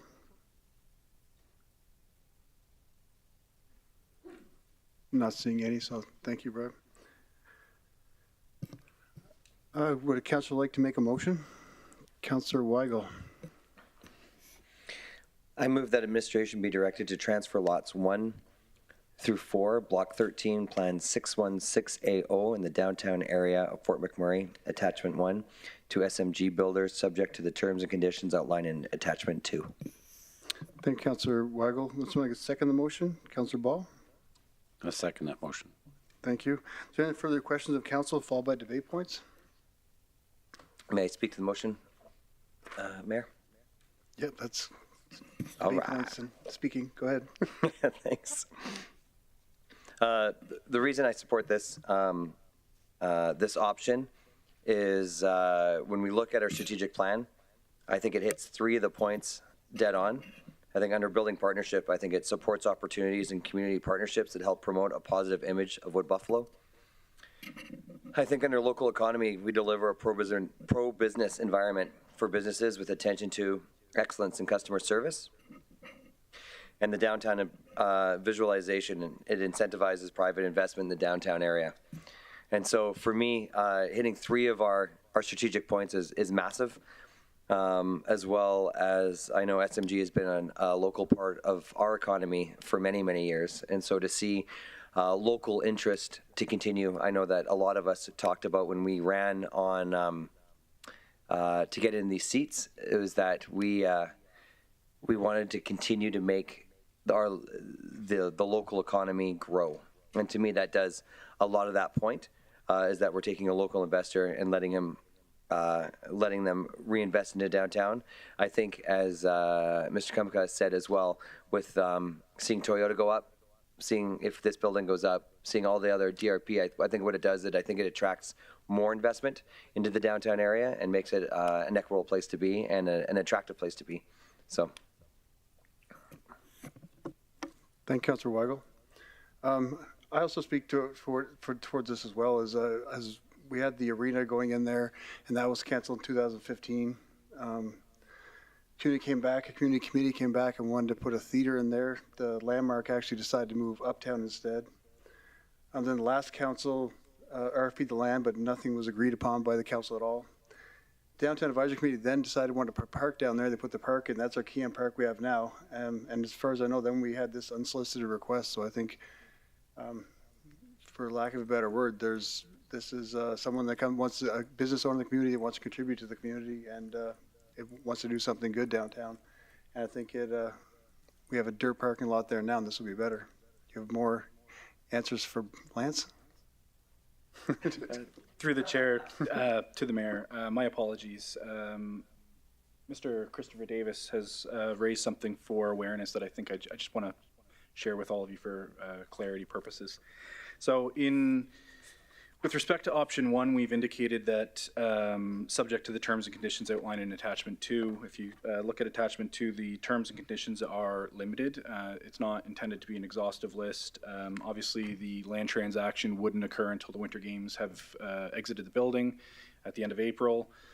As well, we still need to do a subdivision of Lot 5 and a consolidation of all the lots together. So that's work that we would be doing, and as well, building on some of the questions and responses provided to both Councillor Boussiers as well as Councillor Ball. We'd also want to factor all that in. So I just want to be clear that this isn't an exhaustive list. It's at the time of the initial application or submission, as well as the circulation, this is what we arrived at. More to come, though, with respect to the actual agreement itself. Okay, thank you, Brad.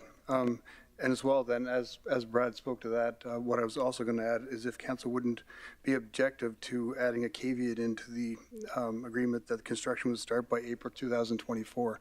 So that would be a year after Winter Games will be moved out of that building. If council has no objections to that. I'm not seeing any. Good. Any other questions or debate points of council? Not seeing any. So I'll call for a vote. All in favor? Councilor McGrath in favor and opposed? So that's carried unanimously. Thank you. Thank you, Brad.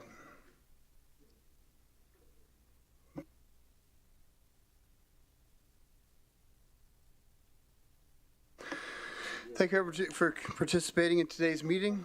No, sorry, Councillor Stroud. We're going back to the consent agenda. Sorry.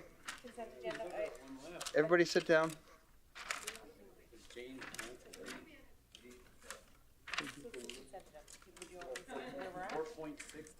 Yeah, I got it here.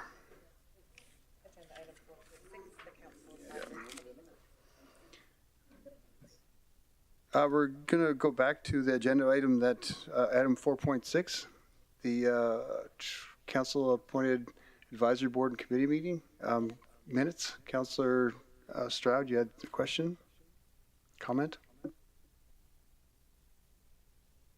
Question is to administration, Deanne Burgee. It's a question about the Advisory Committee on Aging minutes. The administrative update includes information on the Snow Angels program. Can you tell me if this program includes the rural areas? Chair, through the chair to Councillor Stroud, the Snow Angels program that's referenced in the Advisory Committee on Aging minutes is in the urban service area. There is a rural program which is funded through the Community Investment Program. The ANZAC FCSS manages the Snow Helpers program. They're volunteers, clean seniors' driveways. The cost of fuel is covered by the grant paid to ANZAC FCSS. If there's an interest from other rural communities, administration could work with organizations to determine if there could be local solutions for snow removal for seniors. Thank you, Deanne. Yes, I've been asked this question by residents in Conklin when we had our seniors elders luncheon. Thank you.